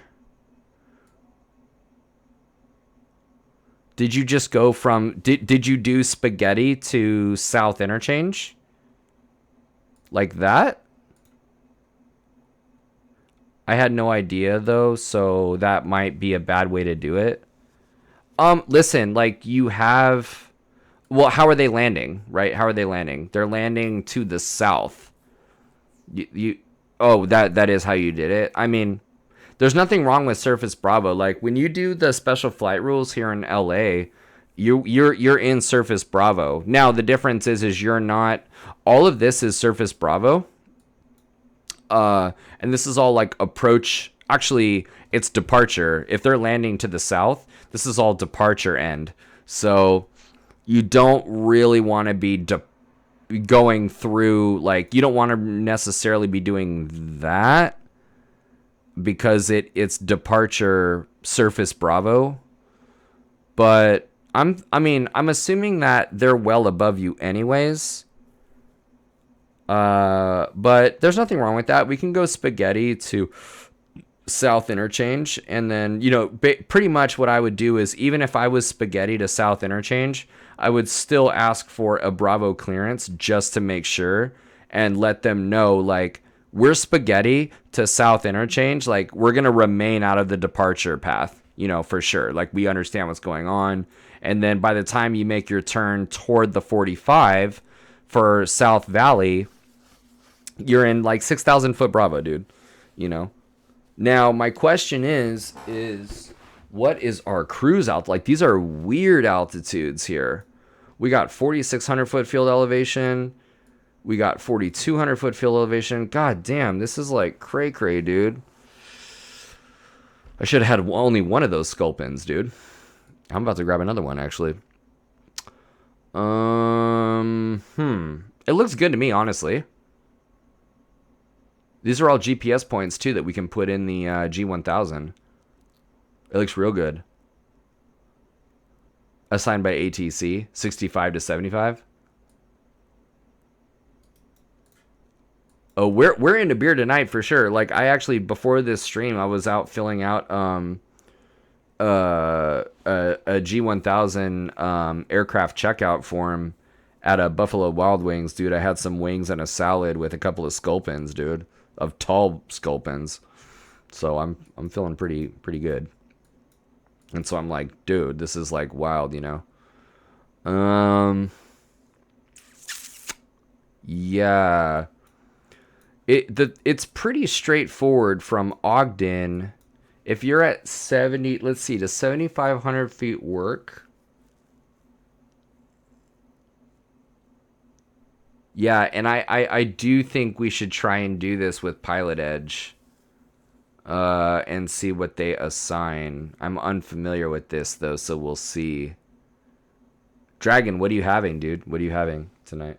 My original plan was entering at 8,000 into the Bravo to stay out of the Delta over the route. Okay, let's talk about that.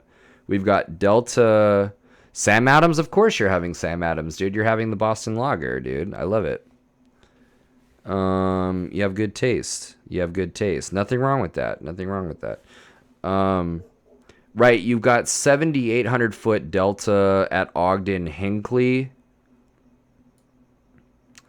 You've got 78 up to but not including 78 in both of these, actually. Up to but not including 78 at Hill like you said. So 8,000 clears that. Is this 8 or oh I see. So you're 8,000 feet. If you were at 8,000 feet, then you could get your Bravo clearance prior to Ogden, and then after Ogden, you're in 7,800 foot shelf Bravo at 8,000 feet above the Delta. I mean, why not just be at 8 then? You're at 8,000, so you're in the Bravo. You're in the 7,500 foot Bravo. And that's all 7,500 foot shelf right there from Lagoon to, what is that? What's VPNSL? The refineries, I guess.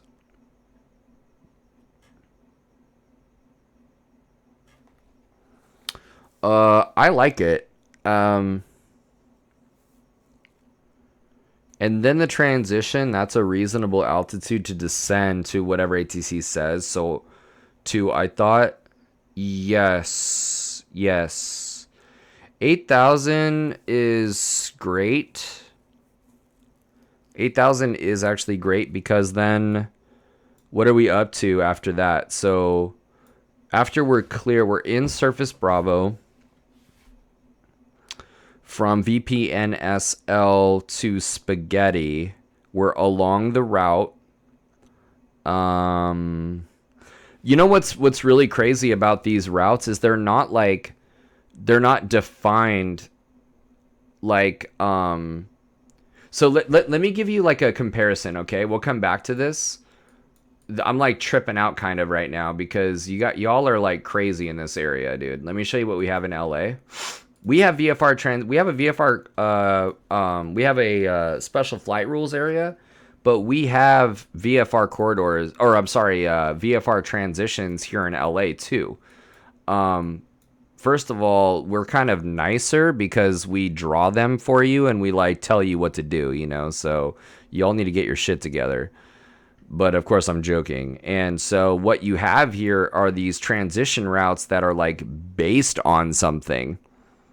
You know? No, it's not too crazy for tonight. You know what I really like about this is, first of all, I have the ATC for this.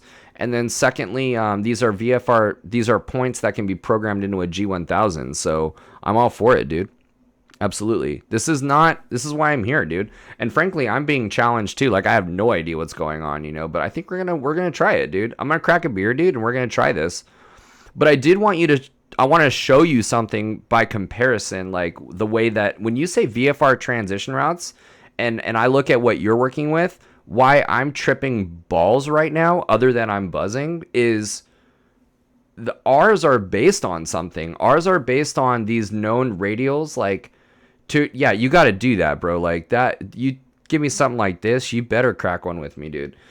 The Coliseum route is based on the Van Nuys 125 across the stadium to intercept the so it's the 125 and the Seal Beach 306 over the Coliseum, over the stadium, and you can plug that in. There are your altitudes. Call it a day. You know what I mean? And then you got your entry points. First of all, you need the Bravo clearance. If you're northbound, you're doing that. If you're southbound, you're doing that, right? The altitudes are here, 85 one way and 95 going the other way. You're contacting these dudes if you're in the north, and you're these dudes in the south. Same thing with the Hollywood Park. You're a little bit closer to LA.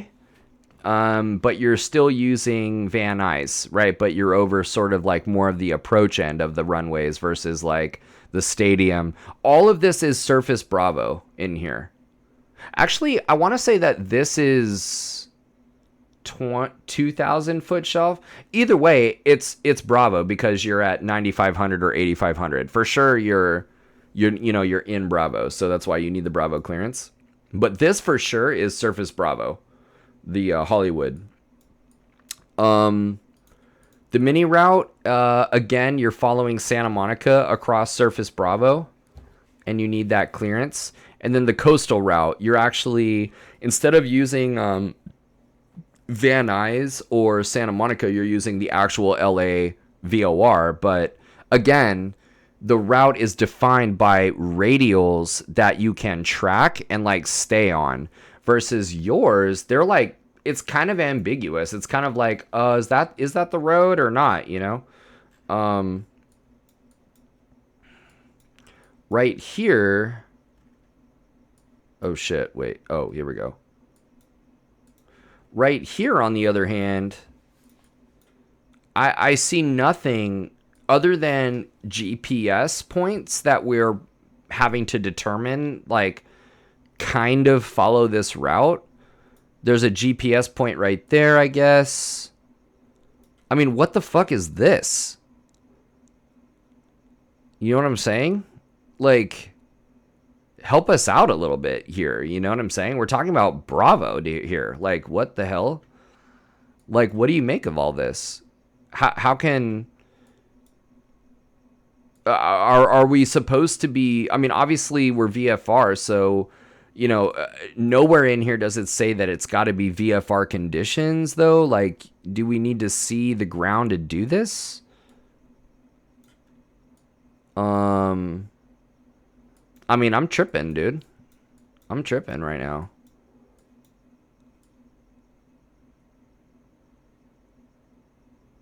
Like, there's just no idea, man. I was panicking the night before planning this with no Bravo experience. You don't even have Bravo experience, dude.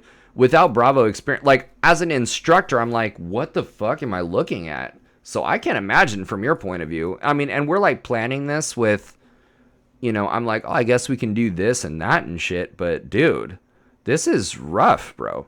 This is rough. I hope that's validating to you, because, I mean, what are your thoughts, like, in comparison to what I'm showing you with LA?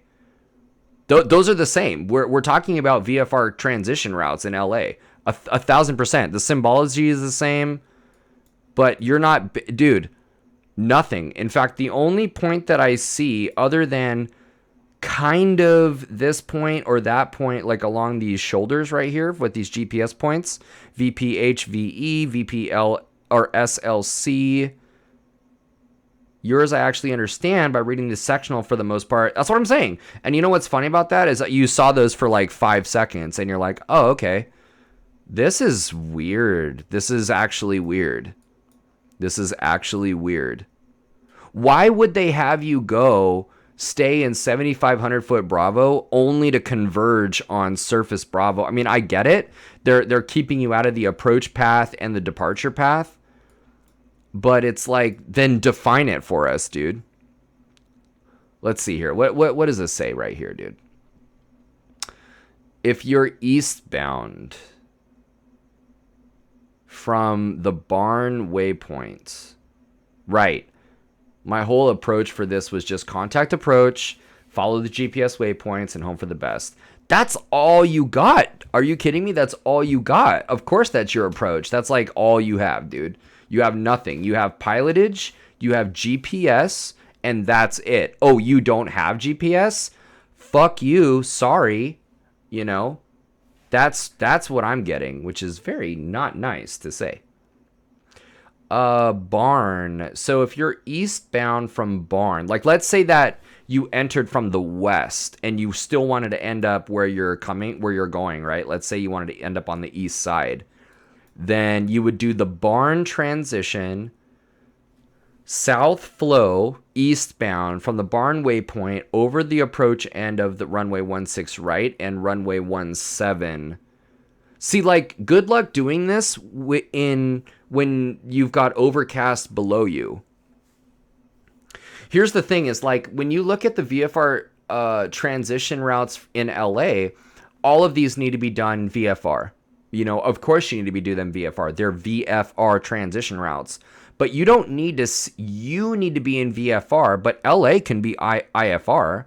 They're not saying that LAX has to be VFR conditions. They're saying that you need to be VFR in order to do this.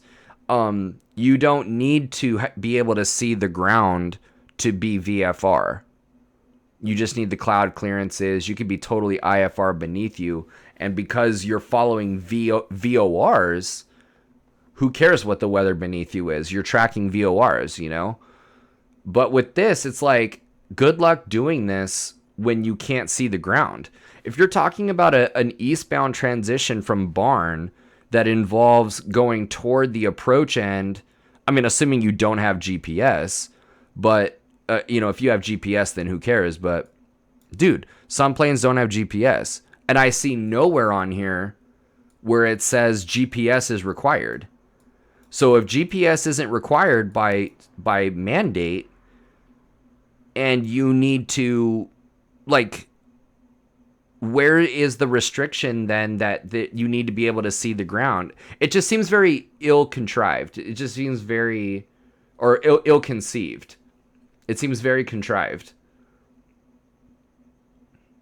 How am I supposed to know that I'm over the approach end of runway 16 right and 17 if I don't have GPS and I can't see the ground? Oh, I need to be able to see the ground? Then where does it say that? Oh, I'm supposed to assume that? Okay, are we assuming things now or what?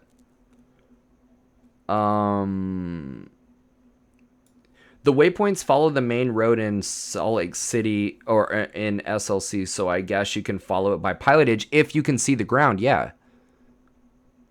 If you can see the ground. My thing is LA transitions, you don't need to be able to see the ground. You can not do any pilotage. You can just do straight VOR tracking and to from the VORs, you know. Let me actually make sure that that's true. I don't think you need to be able to see the ground.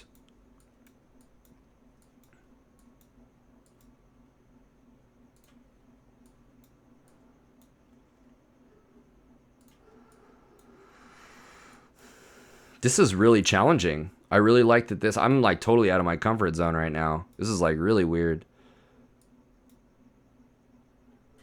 How you get into flying, man? Fire Optical, good evening. So my uncle was an Air Force pilot, and he flew A-10s and F-4s in Desert Storm. And I was 8 years old when he told me about the flying that. I didn't know what flying even really was.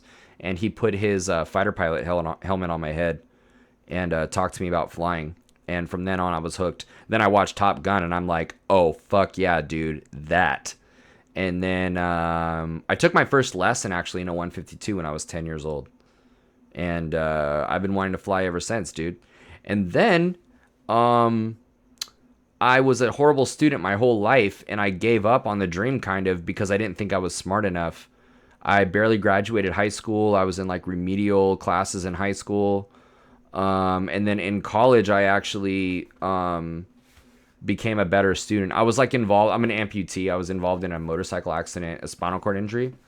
And so that really set me back too. But it also propelled me forward eventually, made me think more and become a better student. And then after I paralyzed my arm in the motorcycle accident, and then 6 years later, I amputated my paralyzed arm, and then I started my flight training. And so, yeah, now I'm an amputee pilot and made it, dude. Childhood dream for sure. I see nowhere. Oh, you said, yeah, you can lose that stuff anytime. Absolutely, man. Absolutely. It's very true. Very, very true. How did you get into flying? Are you a pilot actually, or are you a student pilot, or what's up? See, I think let's actually read the Coliseum, okay? Requirements of FAR 91, 215, and 131 shall be met. So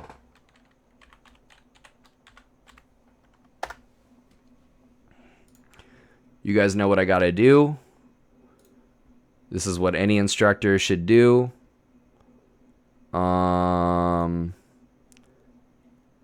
Part 91.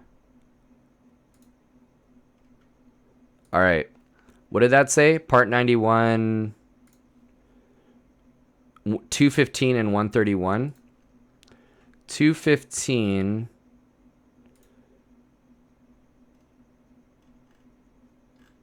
'91, 215, and 131. 215.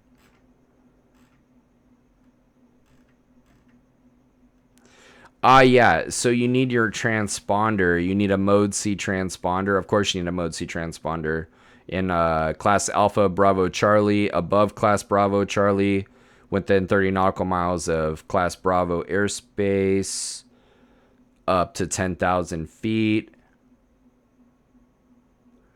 So I think about flying as a life. Oh, so as a kid, I knew in high school, got his license as planned by family, joined the Air Force, and he's retired now. No way. Oh, wow. How crazy, right? That's crazy that we can know these people. So I think about flying as a lifestyle, and I just bought Microsoft Flight Sim and enjoyed it enough. Oh, dude, that's great. Yeah, Microsoft Flight Sim is great. You're talking about 2020? Microsoft Flight Sim 2020? I mean, the Payne Stewart story tells me I don't want to be a pilot. Nah. Payne Stewart, listen, accidents teach us about why it's safe to fly now, why it is safe to fly now. Payne Stewart, all the GPS stuff. Yeah, Payne Stewart wasn't a GPS. Well, I'm assuming you know that the Payne Stewart was not a GPS thing. I'm assuming that you know that Payne Stewart was a procedures thing. It was a checklist issue thing, actually, is what it came down to. It was obviously it was an oxygen issue thing, where they suspect that a maintenance guy came in and accidentally maybe like totally fire. Yeah.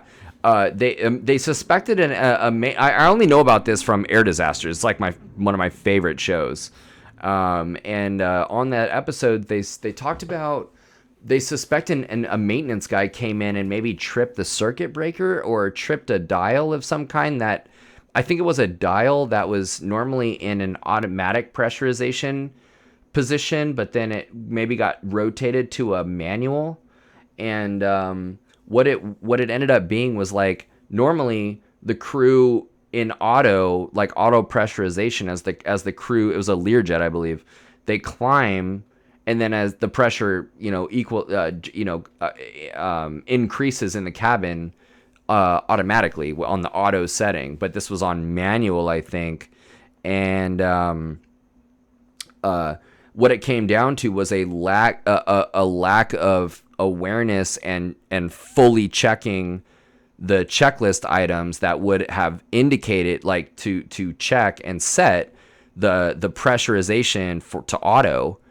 And because it was always in auto, they likely didn't check it. And so they didn't check it, and therefore didn't see that it was in manual.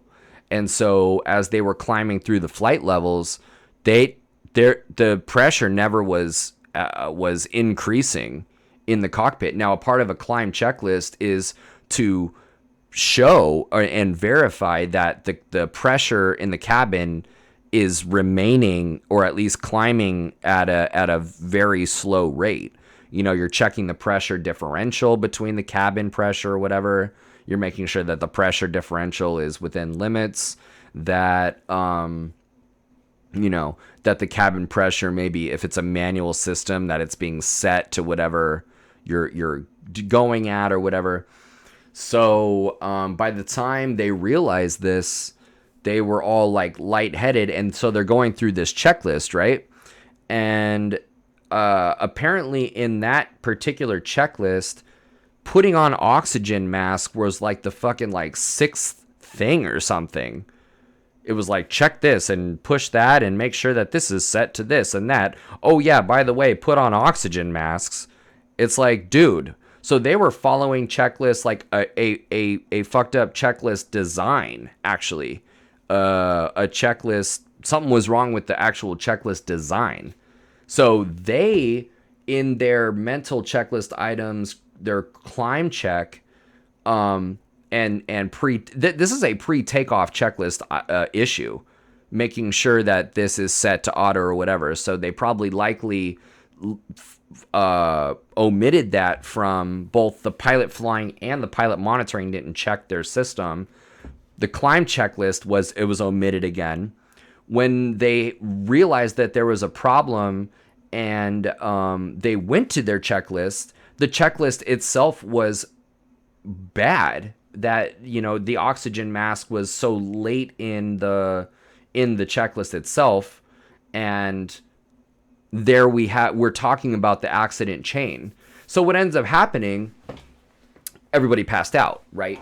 Everybody passed out in this jet. The telltale sign was ATC gave them an altitude to climb to, and they never leveled off at their assigned altitude. They kept climbing. ATC's like, hey, you guys cool? And they didn't hear from anybody. Hey, you guys cool? Hello, and they didn't hear from anybody. The aircraft veered off course and started what to ATC appeared to be, they called several times, no callback. But listen, get this though, and I didn't know this until I saw the air disasters. To ATC, the aircraft appeared to be veering off course toward a major city. So they were suspecting a hijack situation. And so they actually deployed and scrambled, I want to say two F-16s.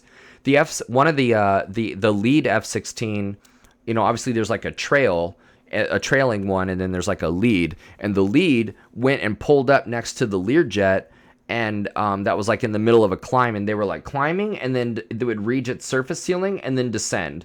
And then it would climb and then reach its surface ceiling and descend and climb. And it was just in this weird oscillating like situation.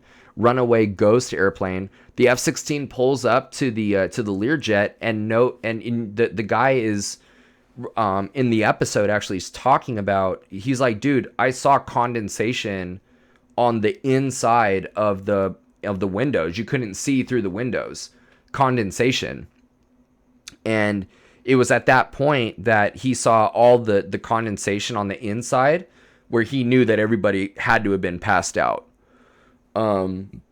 Including the cockpit windows. And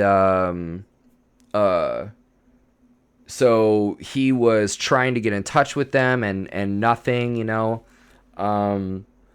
and so when it came about that this hypoxia, absolutely complete 12-minute, Dragon, it was a Learjet, 12-minute death. Well, the thing is like they were passed out, but at a certain point, like they're gonna die, because I mean, at that altitude, no, it was a small private jet. It was guys was like a private or a pro golfer, and so it was like him, his like coach, his like caddies or whatever, some guy that was like a friend that was like a business friend or something. Like it was like a small jet, and so yeah, fire, like absolutely, like after a certain amount of time, like you're brain dead, dude, like after that long. And so they went all the way, like they were going all the way across the country at this point, because no one is flying this jet. It's constantly, and so they had to get they're like a top Learjet guy on, like, wake him up or whatever, and determine based on the fuel that they had, like how much fuel they had at the time, where the fuel, they determined that it wasn't a hijacking. Like, these dudes are just, no one's, lights on, but no one's home. And they had to determine where this jet was likely going to run out of fuel, and then therefore where it was going to land, and if they needed to evacuate a city or a certain area. And so that, what was crazy about this story was they determined that, and they were able to deploy. The NTSB was fucking there waiting for this airplane to crash. Never is that the case. That never had ever happens. The NTSB in this show, that's who's primarily doing these interviews, are these investigators. And they're like, dude, this was a crazy time because we never get to know about the crash ahead of time. And so they were all set up, the plane crashed, and they were like on the scene, ready to investigate, like right then and there. So they learned a lot about it because, based on the jet, and the jet actually followed them the whole way. The jet followed them all the way, all the way to the flame out, all to the gas, running out, and all the way down for the most part, and noting like where it's headed, and like dude, just the craziest story, man. Just the craziest story ever. Wow, I can't believe you brought that up just now. I mean, it was probably a $2 to $10 million 10-seat jet. I mean, yeah, it was like a serious jet, but it wasn't like a passenger, like a commercial, like, passenger jet. It was definitely like a small Lear jet that was like probably baller, but I don't think it was. Actually, don't know. I don't know if it was his or if it was chartered, but it was likely chartered, I think. That one is really sad one. Yeah, Dragon, absolutely made me sad. The humanity, the humanity, I think, is a really good point. Fire, because the humanity, like, it's a very human problem, like what happened, all the way from the decision making and the checklist, like mismanagement, and then the pilot error, but also, like you said, like the actual people on the plane, like not just the pilots, but the people that were trusting the pilots to do the right thing. Like, that trust is a very human thing. The professional golfer, like, like, you just don't suspect that. You're over here, like, just flying to a tournament and talking about the next match, like, with your people, and all of a sudden everybody is really sleepy and nobody wakes up. And speaking about the humanity, something is really crazy. God, I need to, like, crack this beer, dude. This discussion. Something is really crazy to me about hypoxia, where it's like you're asleep, kind of like the Challenger folks, like where you're asleep and you don't understand that the most terrifying situation is going off around you. It's very Matrix like. The most terrifying thing is going on around you, and your days are numbered in terms of minutes, but you're, like, powerless because of a human issue of oxygen and all that stuff. It's so trippy, dude. It's so trippy. So trippy.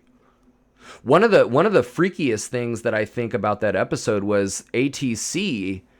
Of course, the fighter jet talking about the condensation on the inside was like a mind fuck. But ATC talked about like they thought it was a hijacking, but what was weird was it kept climbing up to its service ceiling and then descending, and then climbing up to its service ceiling and descending, climbing up to its service ceiling and descending. So I think that was like 45,000 feet and then descending. So the issue, they were like, what in the hell, right? Like, I don't think it's a hijacking because what the, like 46, whatever. And it was a ghost plane. It was a plane that was forever stuck in a climb and, you know, never stopped. Everybody was asleep and never brought it out of climb. It was forever in the climb phase, and that was it until it like ran out of gas, you know? So here's this like climbing, oscillating airplane climbing to its max ceiling, running out of lift, descending, and then gaining enough lift to climb again. You know what I'm saying? Like, it's just a weird like condition. So anyway, you guys, I'm gonna crack this beer, dude. I'm gonna go grab this thing and let's do this flight, my friends. I'm over here just like jabbering, and we're gonna do this, dude. We're gonna do this. This transition, this VFR corridor or VFR transition is weird as hell, and we're gonna do it. I'm glad you brought it up, dude. We're gonna do this super freaking weird ass transition. No, Fire. We're gonna do this weird thing, dude. We're gonna do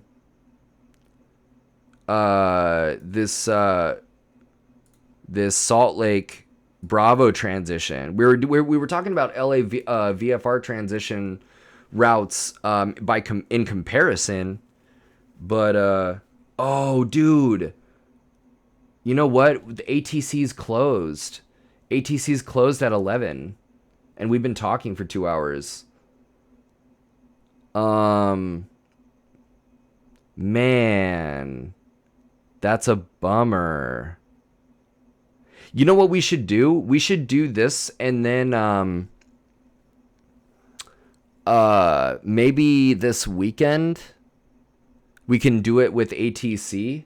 Yeah, who cares? See, I want to do it just by looking at like what the procedure is and just like the way that it looks, because I'll pull it up on ForeFlight and we'll follow along, you know. VATSIM, I'm actually not familiar with VATSIM, but yeah, Fire. I'm gonna fly it offline, no worries. Talk about ATC induced accidents. The girl in a Sirius in Arizona was a really shit deal. Elaborate, dude. I think that was that the parachute one? Did a control surface? Why am I thinking that a control surface broke off? That isn't what happened, right? Did she overstress the airplane? Why am I thinking about these things?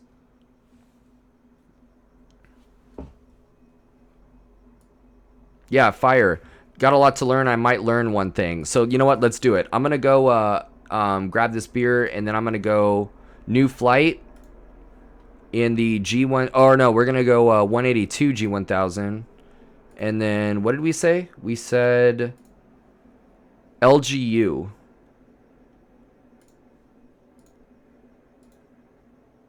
Yeah, Fire. It's a pleasure to meet you too, man. LGU.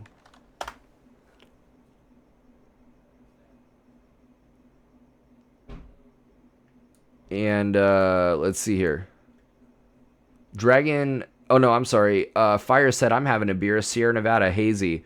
Dragon, I thought you said you were having something as well.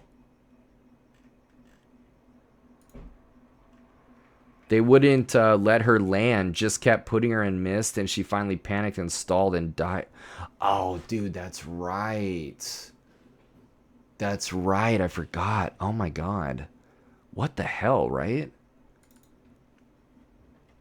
Okay, guys. Let's do I'm going to put us at the head of the at the departure end of the runway. we know that we can start up the airplane. We can taxi. We'll get our taxi clearance. We're going to be taxiing to runway 17. We're holding short. Well, first of all, we go to the run up. We do our run up checklist. That's the cigars, controls, free and correct, instruments, gas, trim for takeoff, run up. We check our systems, check our propeller, and we check all those things, and then we check idle. For the propeller, we're looking for a drop in RPM, rise in manifold pressure, decrease in oil pressure. We do that 3 times, and we call that out. We maybe brief an approach if we were doing our instrument approach. We do our pre-takeoff briefing. Departing runway 17, 9,000 feet of available runway. Liftoff speed, VY, en route climb. We're climbing to, Zach, what did you say? You said 8,000 feet. Our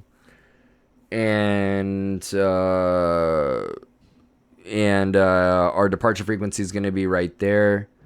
And then we'll actually look at the airport diagram for that. And then emergency brief. The engine fails before we leave the ground, after we leave the ground, and there's enough available runway to land it. There's not enough available runway, minimum of 800 feet above the ground. We'll turn it around, impossible turn. And then best glide for the 182, I want to say is 70? Something like that. I forget. Dragon, you said, Zach, they used in my training for an example without using a PIC authority. Yes, 91.3. You have the ultimate and final authority to deviate from any regulations so as to meet the needs of safety of an emergency situation, assuming that you don't violate 91.13 of careless and reckless use of the airplane.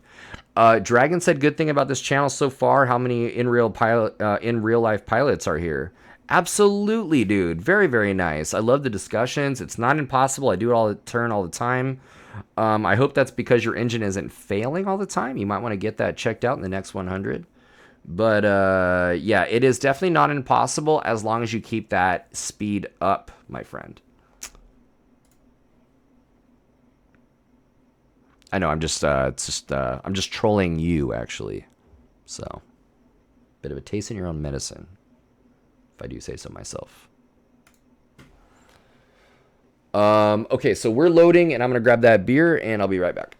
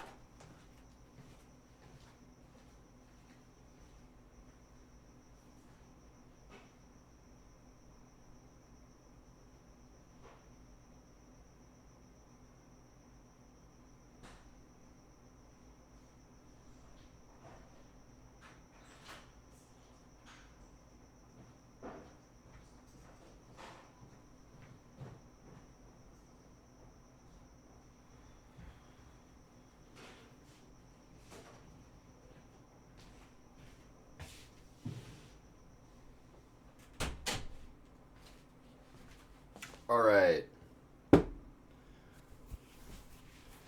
So where are my Rebel Alliance brothers in here, and who's pro Empire?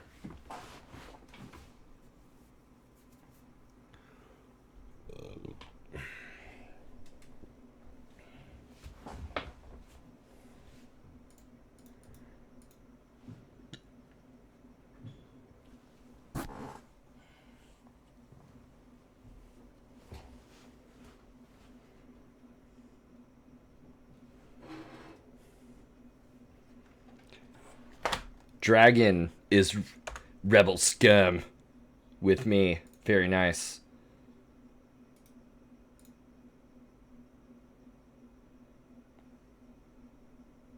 Yeah, dude, VR, man. Or, well, you know, at least best I can for VR, because actual VR makes me sick.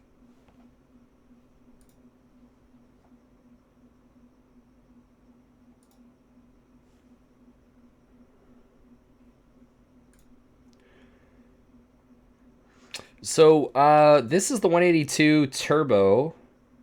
And we got the nice little prop right there. We're going to go full gas. And we got the beacon, strobe, master, prop forward, cowl flaps open.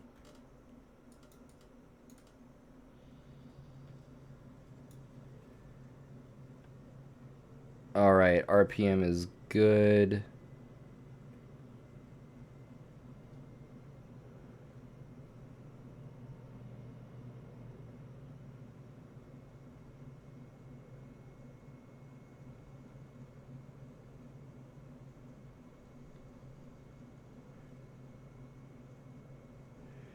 Dragon. Oh, Lord. Oh, Lord. I hate Cessna so much. Dude, it's so weird to hate an airplane. But I hear you, dude. Yeah, you're a Piper guy, I believe, right? You were saying? Now, really quick, I'm going to put this flight. I'm going to go to the external.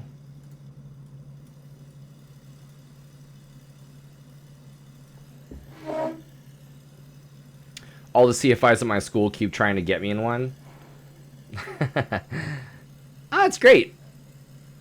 I mean, honestly, the 182 is probably one of the best aircraft I have ever flown. And I'm a Piper guy myself. Like, honestly, oh yeah, no skin. Meh, you know, we're inside. It's all good. The 182 Turbo RG, it's probably one of the best airplanes I've ever been in. It's definitely one of the most fun. Hands down, if I were to get an airplane, it would probably be a Piper Archer, though. So, you know. But in any event, let's actually put this flight plan in our ForeFlight right here. I'm going to get this up for you guys. Price on an Archer? It depends on the year, dude. I'll bet you could find a dope Archer for, I don't know, what do you guys think? 90? 110 maybe? I guess I think it really depends, because I bet you could find like a good one for like 70.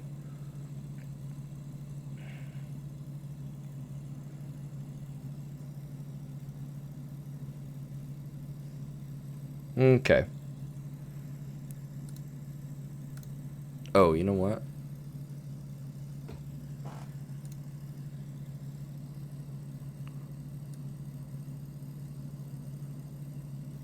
Yeah, long-term, bigger hangar. Yeah, dude. I mean, you definitely want to take care of that thing for sure. I fly newer stuff normally. I was one of the first people to fly the P100 and love that plane. That's cool. So yeah, we'll do. What's the? I'm actually not familiar with the P100. What's the max gross on the P100?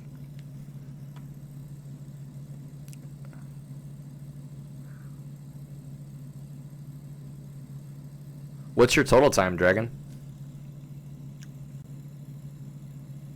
I think you said you're going for your commercial, right? Are you at like 230 total?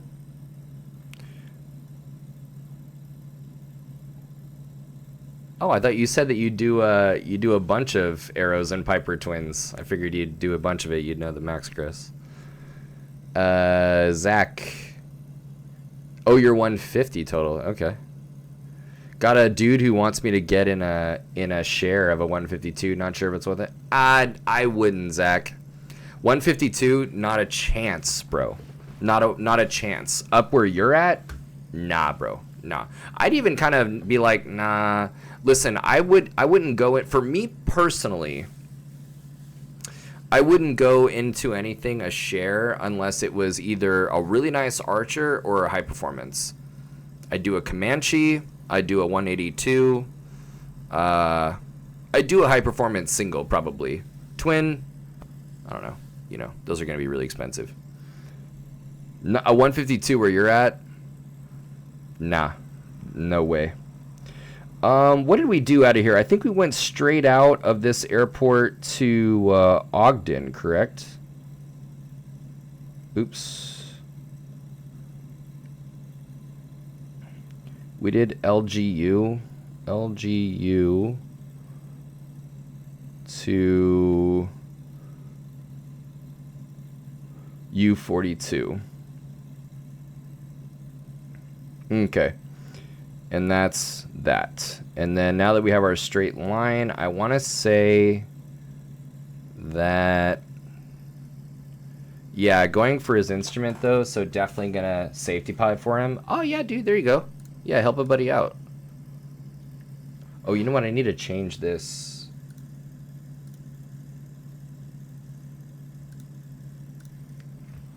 There we go. Okay, so with that being said, I think what we did, how did we get there from Logan? I want to say Logan was to Ogden.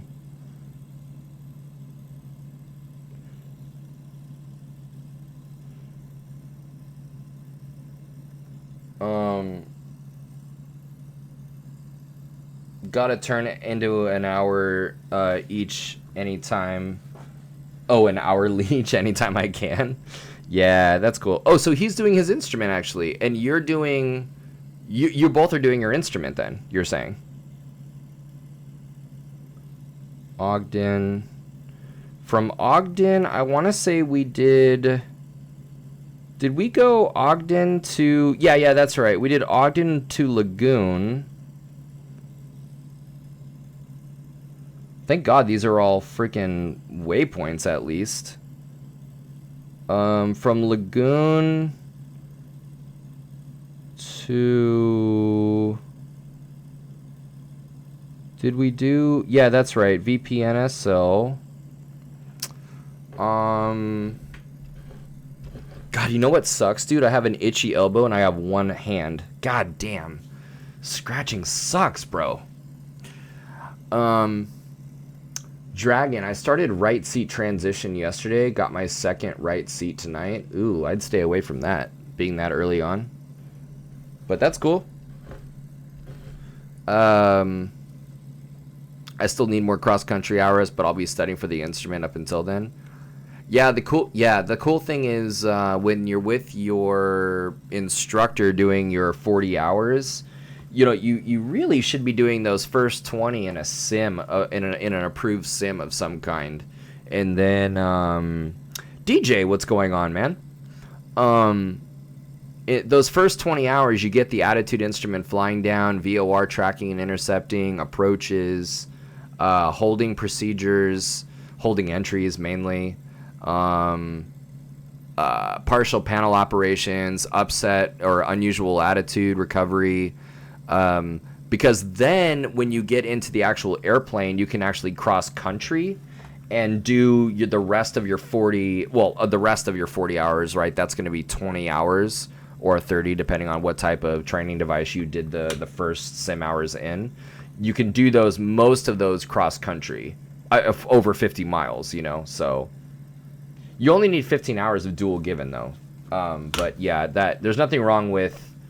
The thing is if you're both instrument, then one of you is going to wear the foggles and the other is going to be PIC. Whereas if you were paired up with a commercial, was that Zaki? Zachi? Or the CH sound, I believe, is two C's when you're Italian, I believe, if I'm not wrong. Yeah, the ideal pair is the instrument student paired up with the commercial student. because then the instrument student gets all of the hood time. The commercial student gets PIC for the duration of time that the instrument student is under the hood, and it's a win-win situation. And because the commercial student's already instrument rated, presumably, they don't care. You can wear the hood the whole time, you know, so. But whereas with you guys, you're going to have to learn to split it or whatever. Maybe I just got to come down there to California and do it with you. I'll give you a dope instrument rating training if you want to come down here, my friend. Get an Airbnb or just freaking sleep on my couch, dude. That's what the fuck's up. I got your back, dude. Dragon, 61, 41 times are very different. No, they're not. They're not that different. I think they're only off by 5 hours. It's like 35 hours instead of 40. It's not very different. But yeah, I'm more familiar with 61. At least that's like what I know. I'm not that familiar with 141. I just know that they're not wildly different. Oh, total time? Okay. Got some friends down in Costa Mesa? No way. Dude, you figured that out? And I got you, dude. If that's real. If you really do, like, that would be the shit. That would be super cool. That would be super cool, man. Yeah, figure that out, bro. What do we got? We got... Oh, yeah, that's right. We were saying spaghetti. Was that VE? Zach, that's your homework. Figure that out. Spaghetti to south. And then from south... Dude, I am going to be up way too late, you guys. I got a 9 a.m. IFR sim student tomorrow. But you guys are worth it.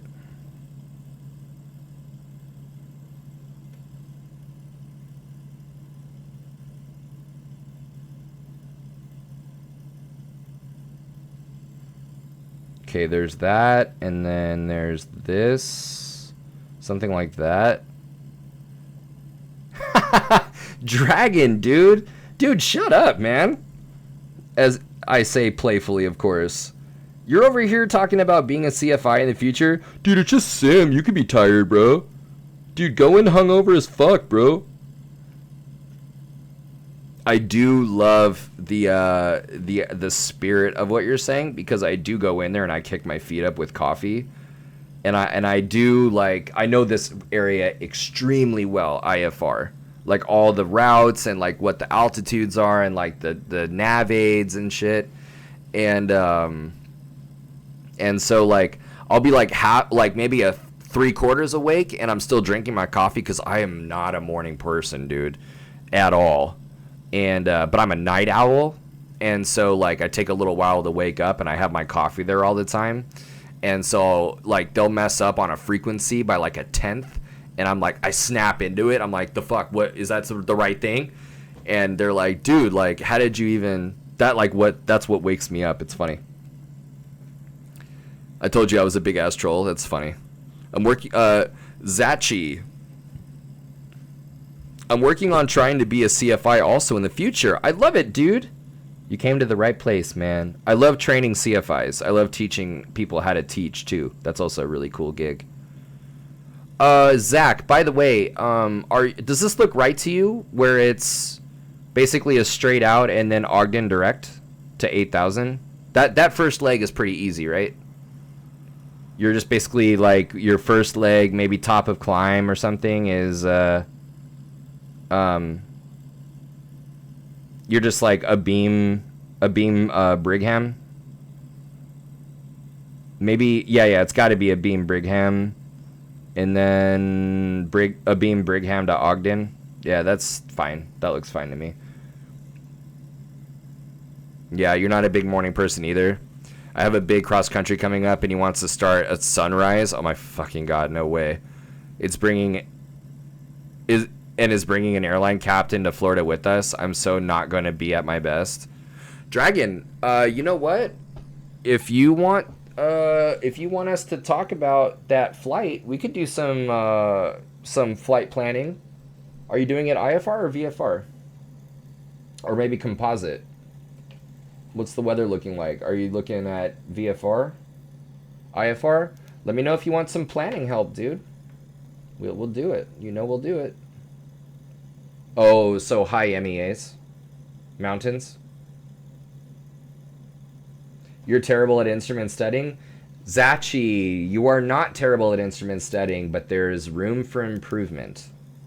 That is what we are saying.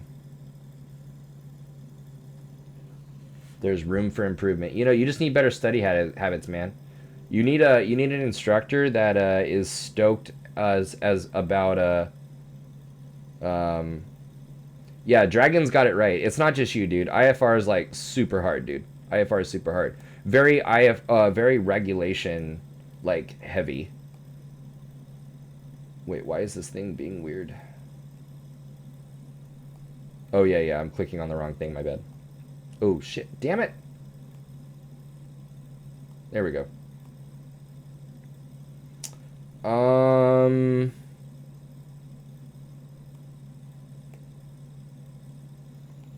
Cool, man. Right there.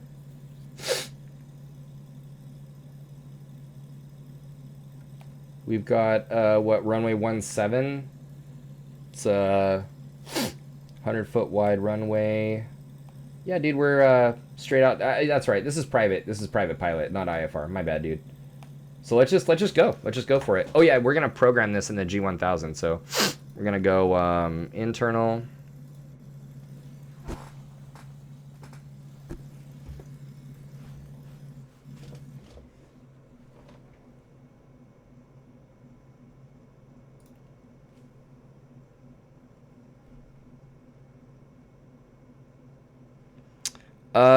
Zaki, yeah, I hear you. My original private pilot CFI, before my one that I met that I loved, that changed my life. They went to the airline. He went to the airline as well. It was very, very sad. So you came to the right place though, man. If you want to follow, if you're not already following, we do IFR Tuesdays, and I am a double I. I'm a CF double I, and the IFR stuff is my favorite to teach. OGD. Fire Optical. What's up, dude? You're overdue for that follow, my friend. But I'm just kidding. Thank you for the follow. Let's see here. OGD. Let's do it.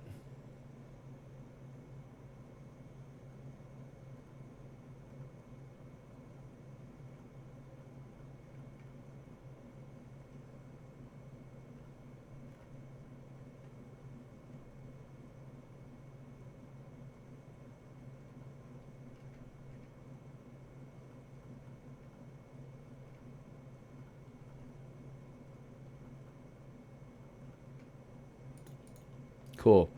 OGD, and then is this an airway? It is not. OGD to VP. Oh, you know what? I'm gonna shrink this down for you guys. My bad.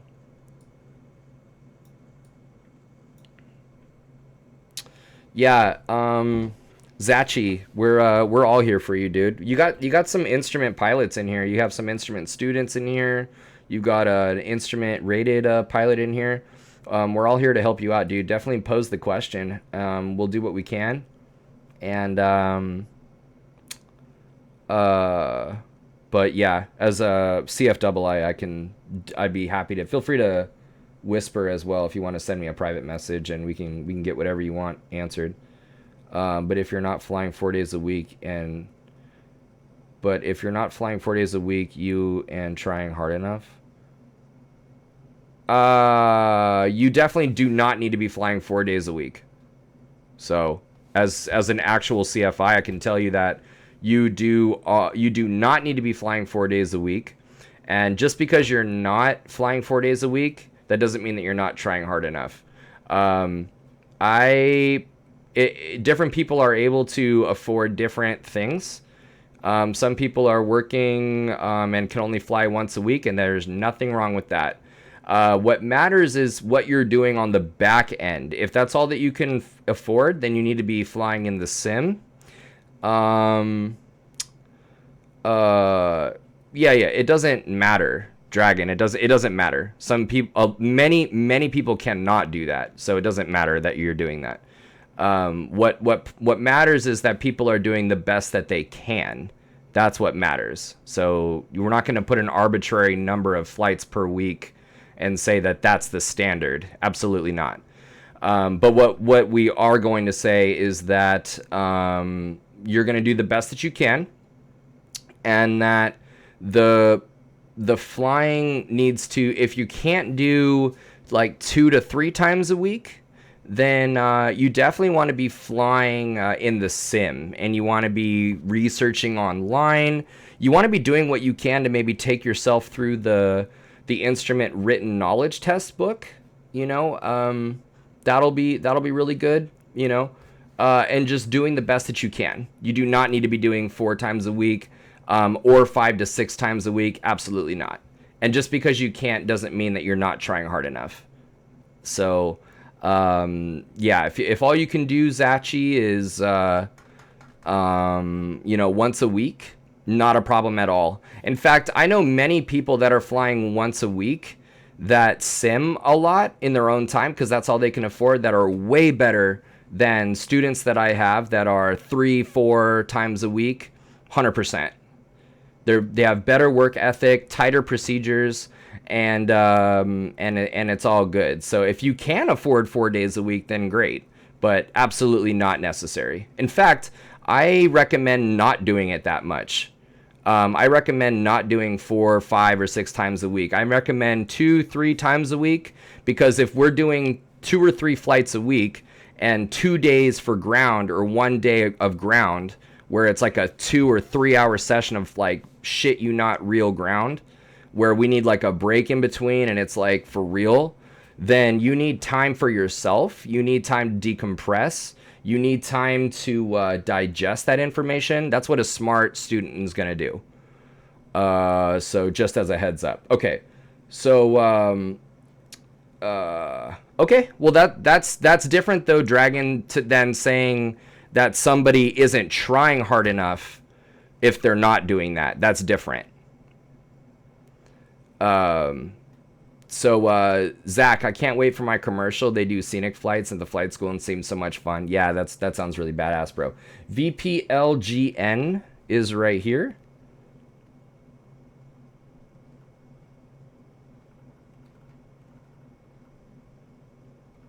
VP.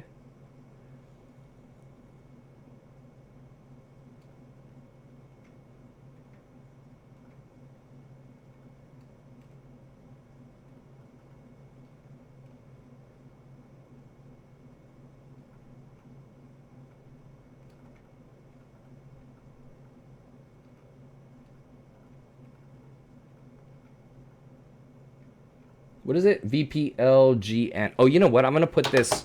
God damn it. I'm going to put this right in front of me. Sorry, guys. Okay. VPLGN.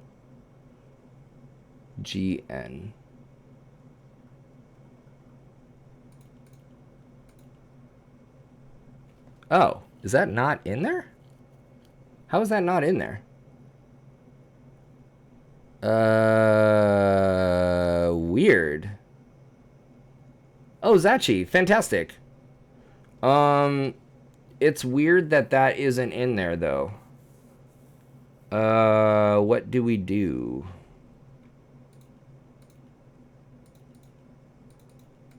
Cause I thought I have an updated Navigraph.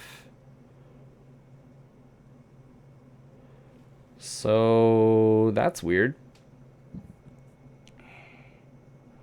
Let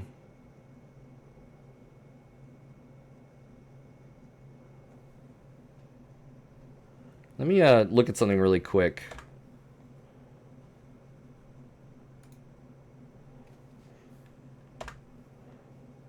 Navigraph.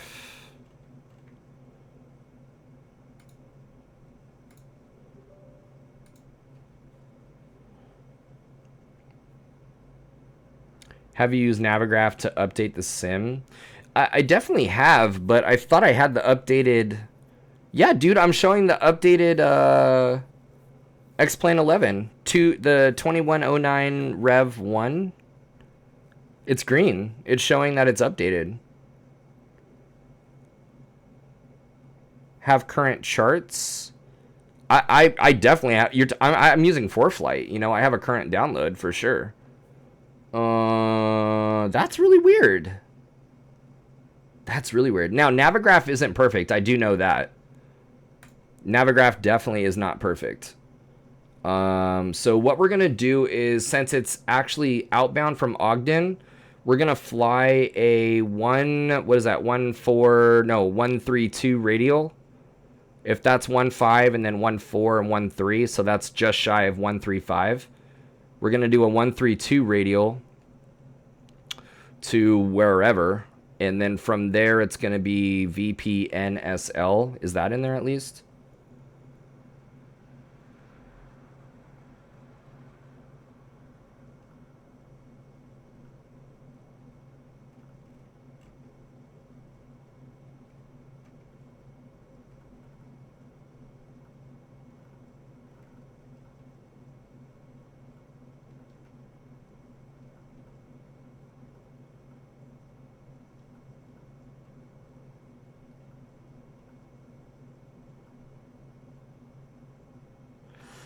You might have to create a folder 430 with the new data. It's been a while since I did it, and I'm tired. It's fine. I don't need the help. Thanks. VP. Yeah, it's fine. We'll fly the radial instead. VP. N.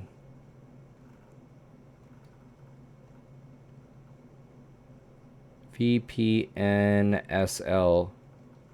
Hey, are you guys playing any video games, dude? Out there? Like, how is this not a waypoint, bro? Dude. Oh my god, dude. VP HVE at least, dude? Or what about DCS? Oh, dude, I've been wanting to do DCS. I want to do the F-18 or the F-16. We should do that, man. But dude, I'm gonna be streaming some scary video games in October. I want to do Outlast. I want to do Alien Isolation. I want to do Dying Light. What else? I want to do shit. Damn, there's some good ones I want to do. Zach, Dogfight Day, dude. Community Dogfight Day. I wonder, we could probably do a community day on DCS, right?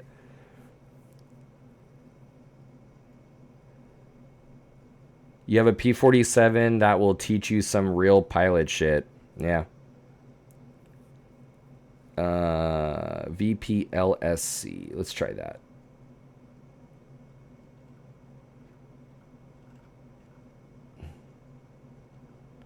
Zach, we could probably do a community DCS, right? Is that possible? I forget. Actually, it's not that I forget. I don't know. Oh, shit. God damn it. I have over 2,000 hours in air. Dragon. Warning. Warning. I have over 2,000 hours in air combat games. Warning.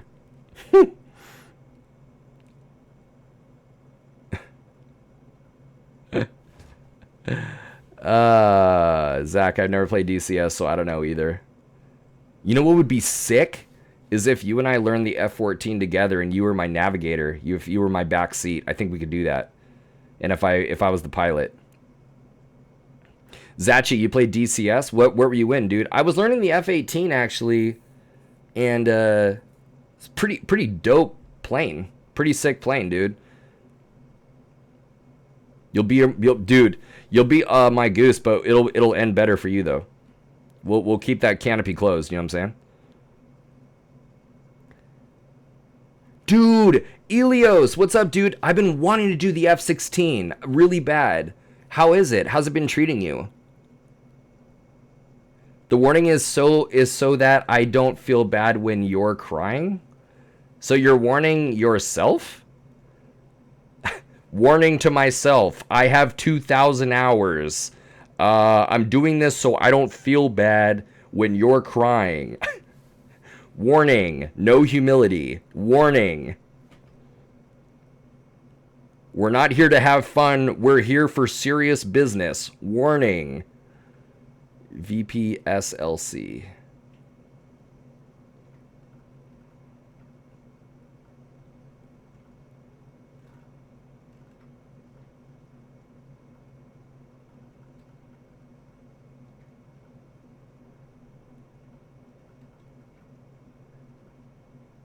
God damn, I hate this.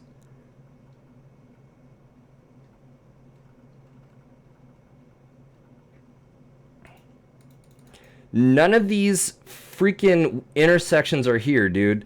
Okay, you know what? We're gonna wing it, bro. We're gonna wing it. I don't even care. Let's depart. And we're gonna go Ogden. Ogden is 115.7. Let's see here. Used to play a bunch of Falcon 4.0 back in the 90s. It's good. Oh, Zachi, A10. How is that actually? Does that fly well? It seems like it would be very bulky and like not very like responsive. Yeah, Ilios, I do. I actually do have my my Navigraph updated. Dude, Ogden is actually the same frequency as Seal Beach near my house. Zach, that's crazy. Ogden Seal Beach is 115.7. And then that's going to be, let's see, that is a 010 reciprocal 0 or a 190 is going to be the CDI.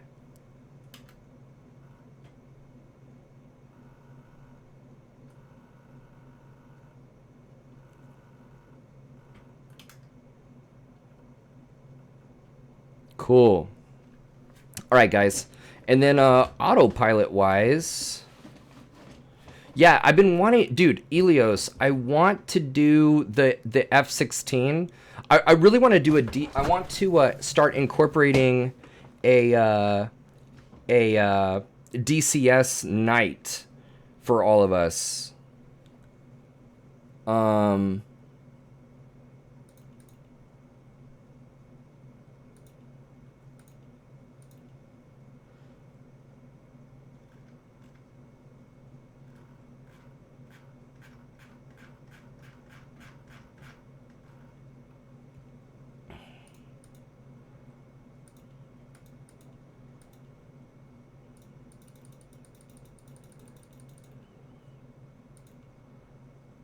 Cool.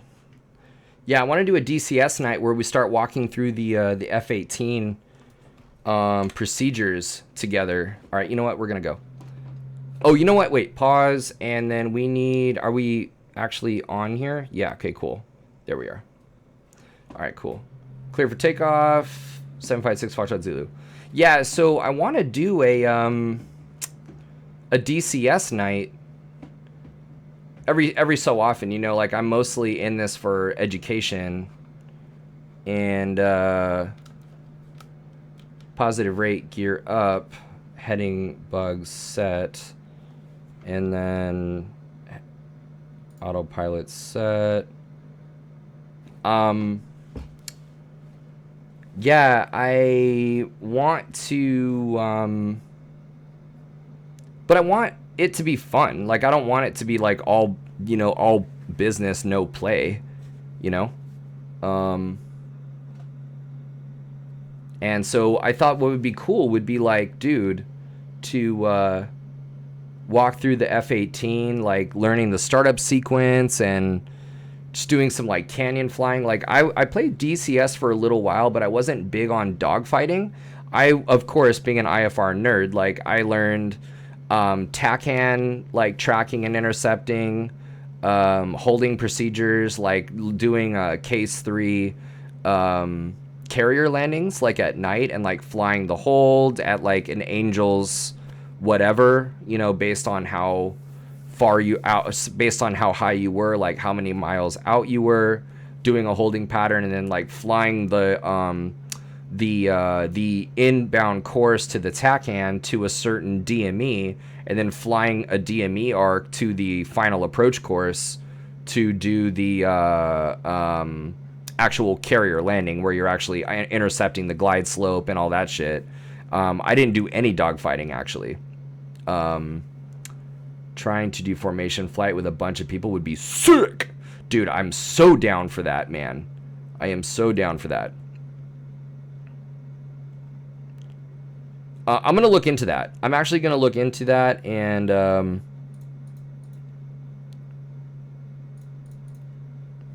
let's make it happen, dude. Let's make it happen.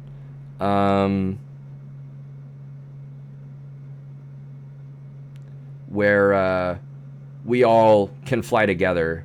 I am so ridiculously down.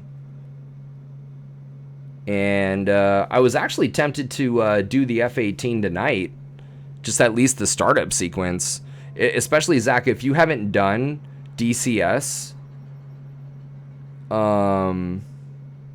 Let's see. Ogden. Why is this not? Oh, yeah. And then what? Flight plan.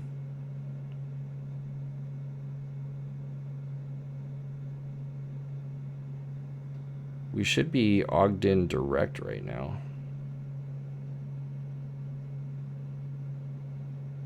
There we go.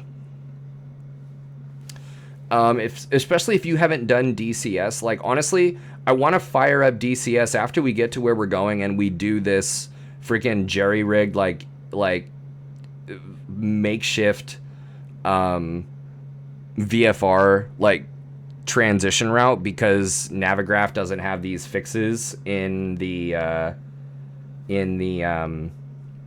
database for some stupid reason. Let's see. Everything that you know comes from this video. What do you got? Oh yeah, I was gonna show you because I have a pretty decent computer, and it looks really, really nice. Oh, DCS F-18. What's up, dude? Oh, what? No way. Hold up, bro. You can download that? Well, because here's the thing is like the program has a lot of really good tutorials for startup and like what the procedures are, but what a cool downloaded thing. What is even happening, dude?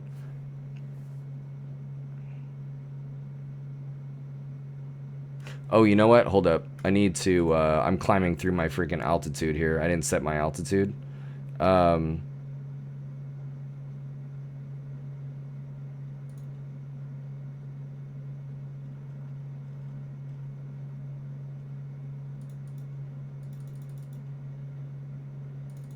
There we go.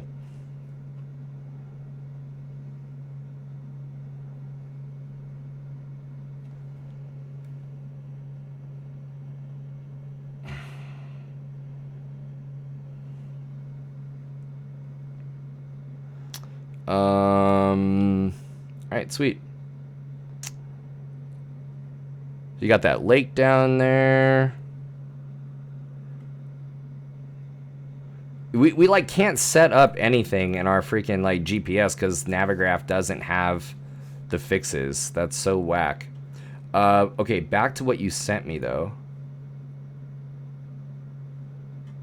Yeah, because see, dude, DCS in VR is amazing. That's what I'm saying. Like with this, oh my god, this video that you sent me, Zach.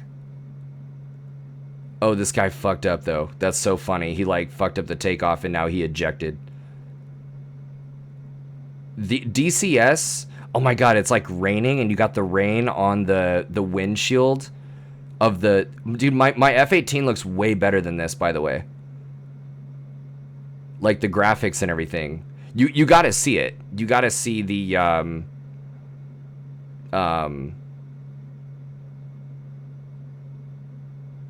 my god, this guy's just standing right in the way.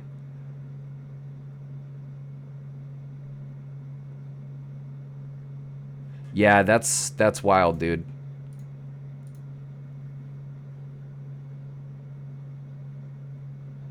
Yeah, Zach, this is like crazy. I'm like, wait a minute, what the hell? We really should. You know what? Let's do that, dude. We should do a group flight, a DCS night. That's what we should do because I wear my head tracker and you could be like in the Hornet like just like this where you're looking around and you got all the flight services and shit and like it's sick, man. I'm tempted. I'm tempted to do that before bed. Let's see. We are 8,000. We're leveling. We should be level at 8,000.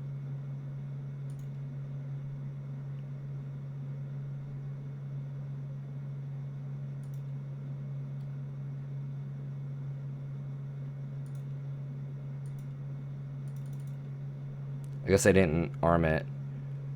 Yeah, Zach, dude. That's what's up, man. You know what? Don't buy it tonight, and then what we'll do is before I go to bed, we'll fire it up, and I'll show you the cockpit of the F-18, and then you'll buy it tomorrow. You'll be like, oh, I'm so fucking sold. Elios can speak to it. You know what, Elios? Do you have videos of that F-16 on there? I have half a mind to just buy the F-16 and just do the F-16. I love the F-18.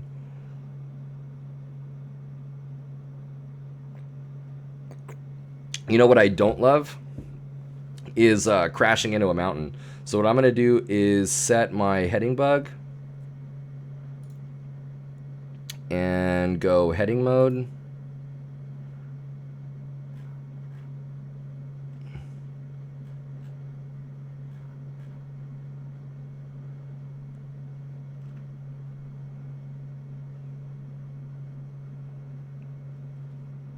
You can try any aircraft in DCS for a week for free. I thought, oh, is that right? I because I know that they come with aircraft like stock, I guess, more or less, or whatever you want to call it. But I didn't realize that like you could actually try. Yeah, they started the demo thing a few months ago. Oh yeah, it's been forever since I've tried DCS. No way, that's so cool. Doing a BMF seems like the most fun way you can possibly have in the airplane. I'm way sold already. What's BMF? Is that where you're a bad motherfucker? What's BFM? Is that some other way to say that? I like BMF better. You can try any DCS aircraft for a week for every 6 months. Basic fighting maneuvers. Dude, how cool would that be, man? Would be to like break away, not necessarily like betray, like the what I'm trying to go for with my channel, with like aviation education and ground school and stuff. Like tonight we're doing like a G1000 orientation and just utilizing it. And tonight it's kind of like impromptu. We're utilizing the G1000 to do this flight planning and VFR transitioning. But like, and we do airspace and we do all kinds of stuff. Like, what if we just like had a fun night every so often where we just do like, even if, dude, I'm even down for once a week because I really want to do that, where we did fighter pilot stuff and we just all kicked it on DCS. Like, what if we did that on Fridays? So and what I was gonna say, Zach, is like we all kind of like learn the basic fighting maneuvers and we all kind of just go out there, we take off together and just engage with each other and try and like just try out the basic fighting maneuvers together. Like maybe we can all work through the ground together and we can all kind of do a briefing on those maneuvers. We have like a fighter pilot like maneuver day, and we just kind of give it our best shot or something like that. And where we do like, because a lot of them, they are actual like from my understanding is they are aerobatic maneuvers. Like you've got like the Cuban 8 coming down on a fighter, on a guy, or a Twitch fighter wing. Oh, dude, that would be sick. Do you guys watch, what is it, Grim Reapers?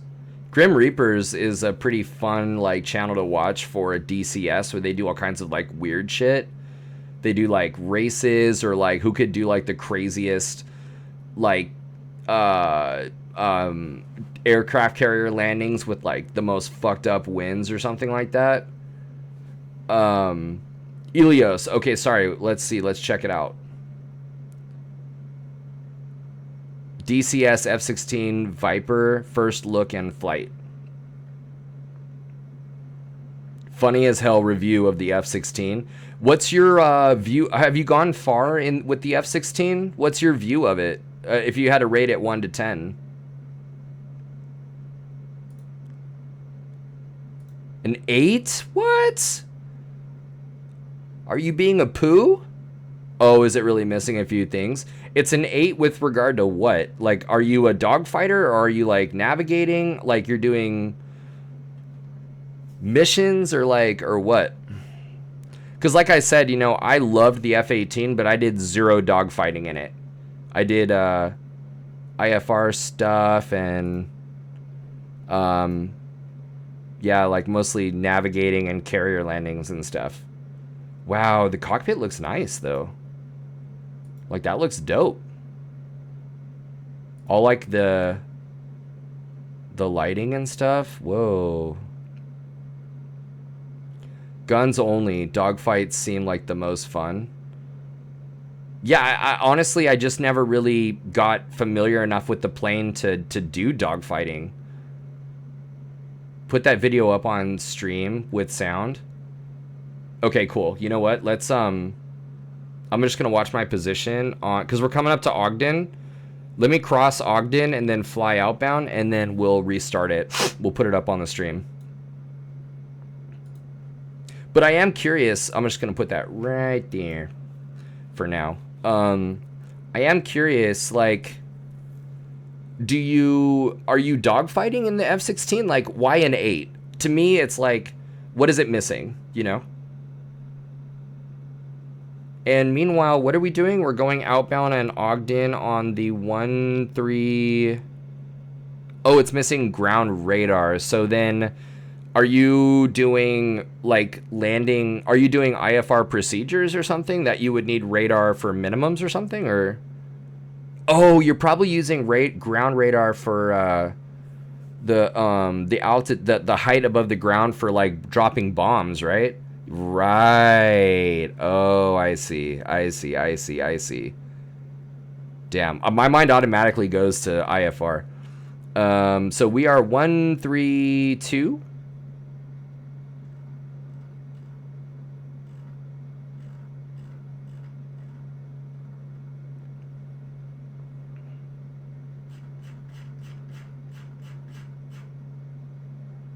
You guys, I am so fucking down for a DCS like day, for us a week. Even if it's every other week. Like I don't know. And you know what's inspiring me, dude, is that I went to the airport the other morning. I told you guys my mentor was going up in a Blue Angel. Matter of fact, you know what? I'm going to show you guys something right now. Am I tracking nav, altitude? Yeah. Okay, great. Let me oh, shit. I don't have it. I have it on a micro SD. Damn it. And I have my USBs like taken up right now with my freaking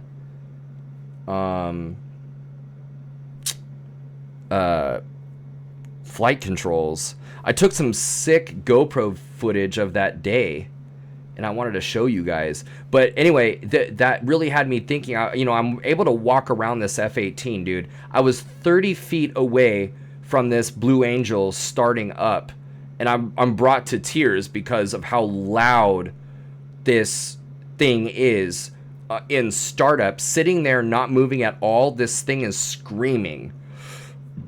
Taxi is just blaring like a banshee, and it's just inching into taxi, right?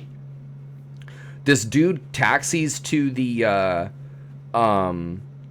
if you haven't already, like, go follow Pro Pilot Aviation on Instagram. He put up some videos of him doing the high G maneuver to the vertical. He pulled 7.5 G's. First of all, he was like he was Mach 0.93 before he pulled 7.5 G's to the vertical, and did not pass out, did not throw up. And it's just an incredible video if you guys want to see that. We're coming up right now, Zach. You could see the chart up there in the top right. We're in the Bravo. We would have got our Bravo clearance. You know, System 172 Sierra Bravo, cleared to enter class Bravo, maintain VFR 172 Sierra Bravo. And so this guy taxis, dude, to the far end of the runway and takes off. Afterburner takeoff, leaves the ground and you know, brings the gear up. It stays level in ground effect above the runway, gets up to what I imagine is 300 miles an hour or 400 miles an hour, and then pulls up 6 G's into the vertical, and just fucking bye, dude, see ya.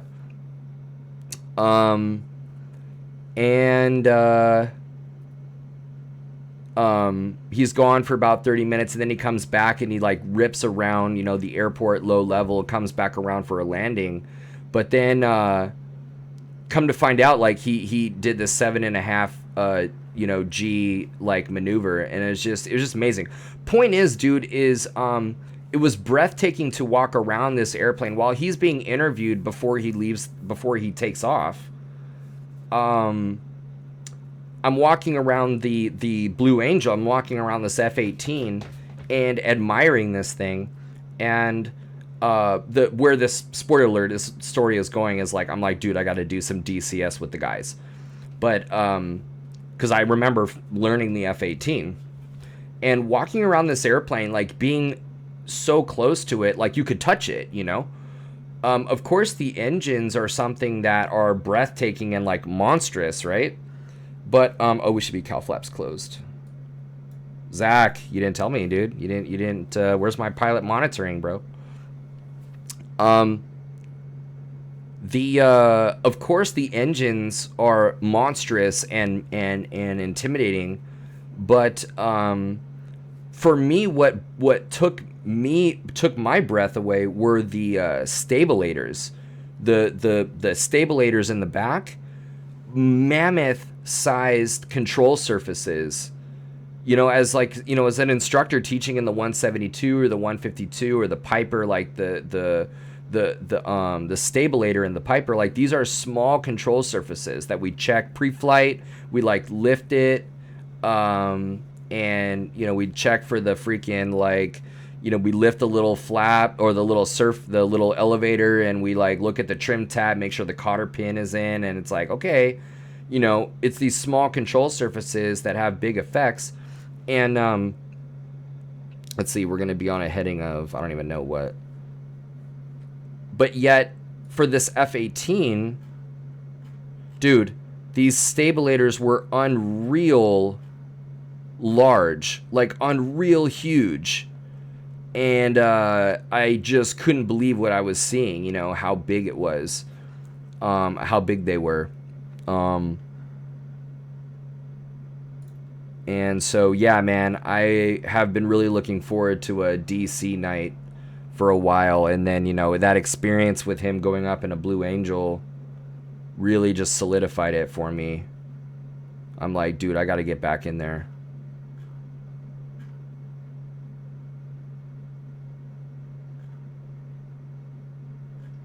You know what would be cool too is if we did it. If we had a Discord, if we had a channel that was the DCS wing specifically, and then we could all like voice chat in there. I don't know how I would do that, but we could probably do that.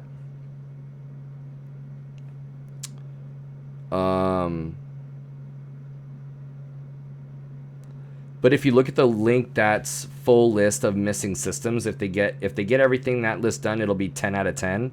Woo! That's cool, man. So is it worth the buy, Ilios? I've been thinking about buying it. One of the you can create a voice server. Yeah, Dragon, would you be up in that, dude? Would you be up in that DCS wing? Or are you too threatening, dude, for us, dude?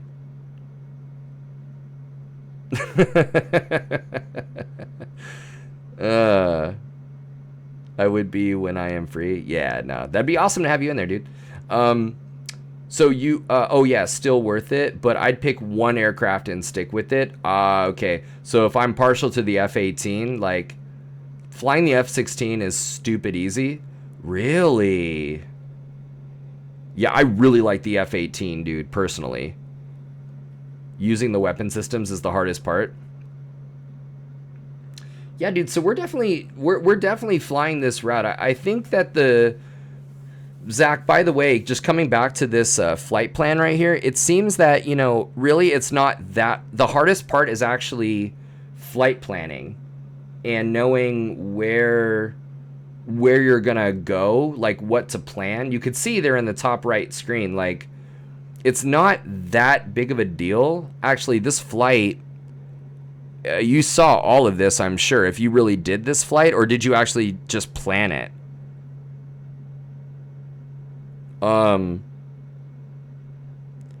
This is not that hard. Like we're gonna come up to this airport. Yeah, you just planned it. Yeah, there should be an airport. Oh, it's off to our right wing.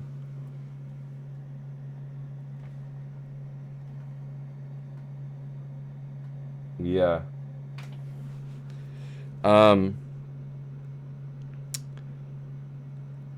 Yeah, so just planning it seemed like the thing, you know,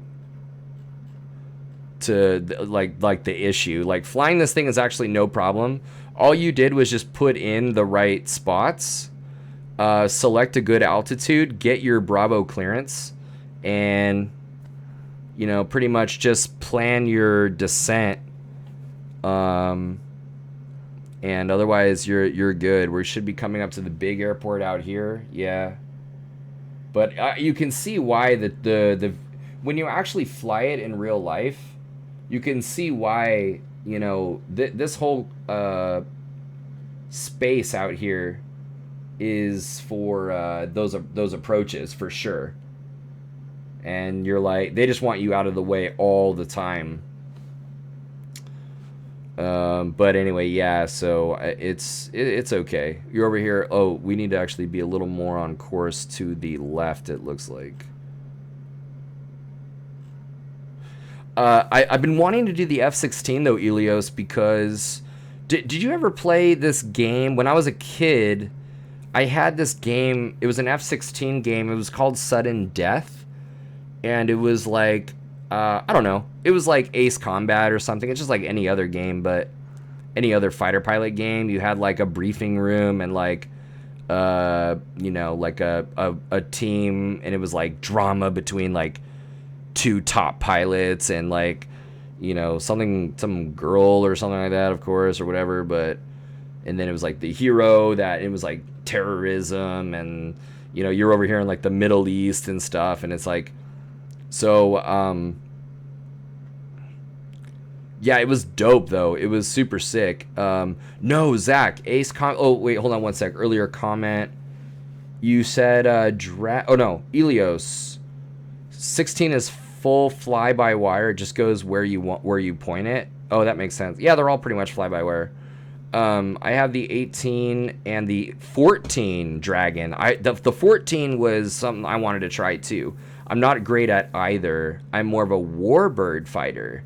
Ooh, dude, did you do any of the Spitfire?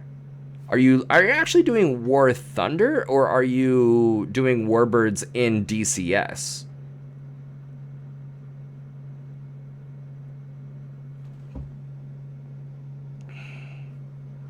Um, let's see here.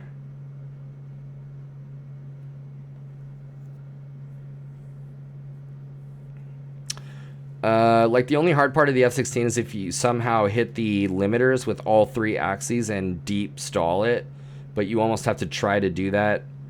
Ever play Ace Combat 7, Zach? No, but I was thinking about buying it like a while ago for PS4. I have the PS4 Pro, and I heard it was like really nice on that. But yeah, no, I ended up just I heard the story. I heard it was like subpar.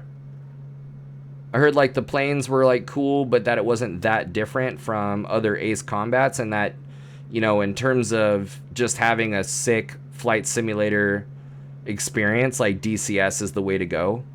So it was actually shortly after that that I got DCS, and holy moly.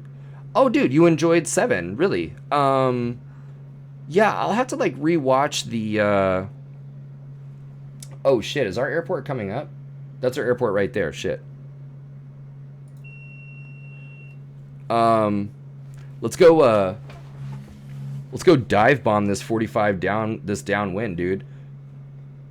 This F-18 discussion has me in the freaking mood. There's your constant speed prop for you right there.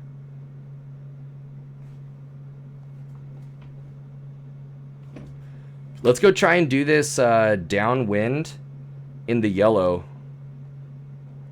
What's TPA? At maybe 5,600 feet.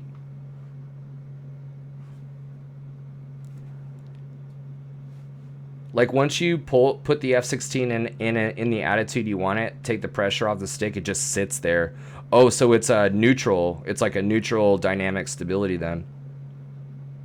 In the danger zone, if you will. In the danger zone, if you will. Are you quoting Archer? Are you quoting? Oh my God! Wait, what's his name? How am I forgetting his name? I haven't seen Archer in a long time, and he's like danger zone. Gonna take you right into the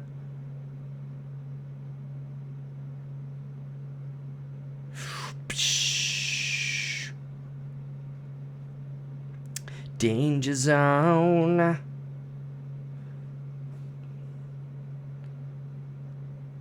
There's 5,600.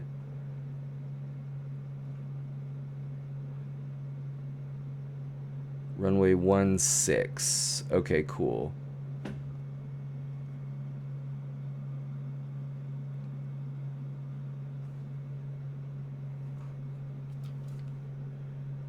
Gonna take you right into the danger zone. Top Gun is the literal reason I'm alive. Parents' first date was to it. Dude, that is literally the reason you're alive. That's so weird. I'm like, what do you mean it's literally the reason you're alive? Dude. That is super sick. Also, that's hot, right? Like, I mean, it's your parents, so you're like, no, that's not. But not being you, like, that's cool that they were on a date to that movie, man. They were probably like, whatever. I was gonna say the Kelly McGillis and like Tom Cruise stuff. I don't know. 500. Sterile cockpit, dude. We can't talk right now. No way. Oh, that's right. Your dad's like all up in the fly. Yeah, he's a charter guy right now. That's right.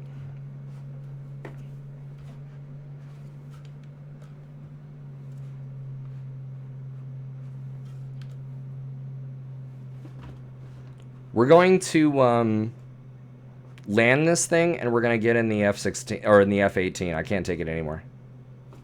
And then I'm going to go to bed because I have a student at 9 a.m.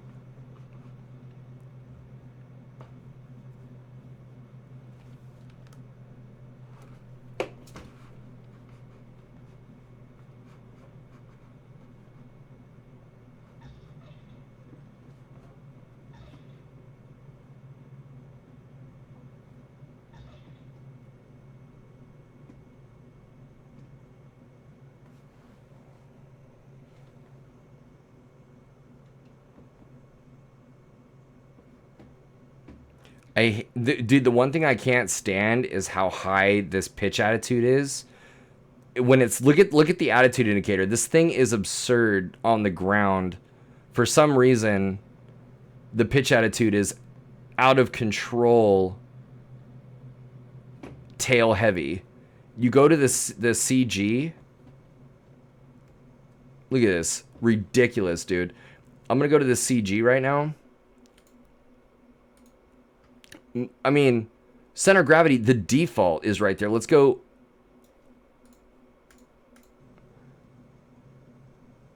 Forward CG, the pitch attitude is higher. What is the story, dude?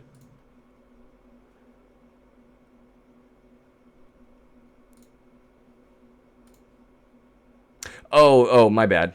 That's funny. Yeah, I mean, yeah, of course. Sorry, I had a few of these, few of these beers. I mean, dude, how much do we need to make it? You see what I'm saying? Like, how forward? We're gonna be 20 inches forward. Like, there's no way that is in the limits. It default should be cool, man. So I don't get it, man, personally. All right.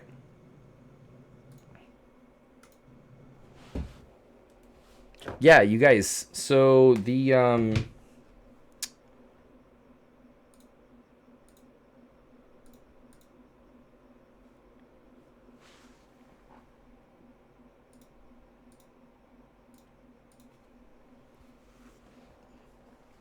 oh yeah, dude, we'll watch that video. But see, this is what I'm saying. Like the database is current right now.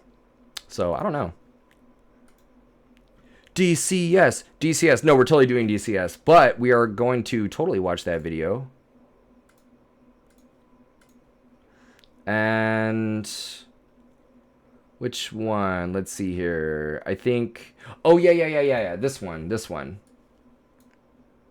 Okay. And then sound is on.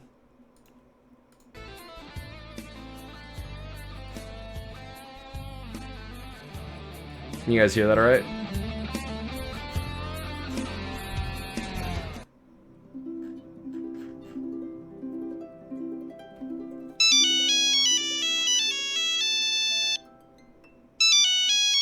Actually, it's probably pretty loud. Eagle Dynamics, hey. Listen, I can't really talk. I'm on a funeral, and you'll never guess. Dragon, you have the F-18. We'll totally learn it with me. Let's do it, bro. He hasn't diddled anyone yet, but I've $100 like right now, I'm gonna go in the DCS and go through the startup sequence, and then just taxi and take off, and then very emotional, going around telling everyone who'll listen, which is virtually fucking no one, how he was the best, and you killed him. Hold on. Hey, I know what you're up to. You're gonna suck him off yourself to win the bet, you sneaky fucking wanker. Oh my god. Just brilliant. That sergeant has completely fucked me over. Well, the official story is he died in Korea, apparently cut himself on scenery and bled to death. Yeah, his last words were like, my dynamic campaign. But all he had to do was look into his UI. He's been dead for years. Oh, it was just a dream. So DCS didn't release the F-16. And BMO is dead. Kevin Spacey's going to be sad. Is this like he's in a dream? Hello everyone and welcome. You've waited a long time for this, and I've just made you wait a little longer. Welcome to my first look and flight of the DCS F-16. As always, we'll begin the video by taking a look at the exterior of the aircraft. What a weirdo. As expected, the F-16C looks magnificent. However, the aircraft is in very early access. Due to having a relatively healthy sex life, when it comes to exteriors, I'm not a rivet counter. However, there are a couple of external issues. The first is, as of the making of this video, the external lights have yet to be added. The second issue that I can see is that currently there is only one skin. Please make up your own circumcision jokes and put them in the comments. Because of the aforementioned sex life, I can't seem to find any other exterior problems. However, if you do find any others, please leave them along with your name, address, and Let me know if I need to telephone turn this number up, in you the guys. comments, Sorry. because that volcano doesn't feed itself. So, like a naive young Marine holding the door of a Hollywood star's limo, let's take a look inside and see what it tastes like. Within 2 seconds of taking a look inside, I knew it was my favourite type of interior. Well, my Shit, second yeah. favourite type of interior, but my favourite type of aircraft interior. Which of course regular viewers will know is the previously loved look. I don't mean it's covered in jizz and has developed a suspicious hatred of everything male. I just mean the aircraft looks like it's been flown a few times. And a few times more. Everything looks really well done, but not overdone. The buttons, Thanks, switches, and Zach. dials Zachi. they jump No, off the no 2D problem. screen at you. Good to meet And you, there are man. We'll enough see you next knobs time. to fill a flight sim convention twice over. The wear and tear on the pit is subtle, discreet, and extremely well placed. Some of my favourite little details are the paint chips knocked off the brow and the edges of some of the controls. The little cracks and scratches on the edges of buttons. Yeah. A furry seat cover that looks like it was stolen from a 70s porn star's Ford Cortina. And a silly little detail which I've completely fallen in love with is, on the ICP you can see grime encrusted into the rotary controls. I think that was a touch of genius. Everything pops and the sense of depth is exquisite.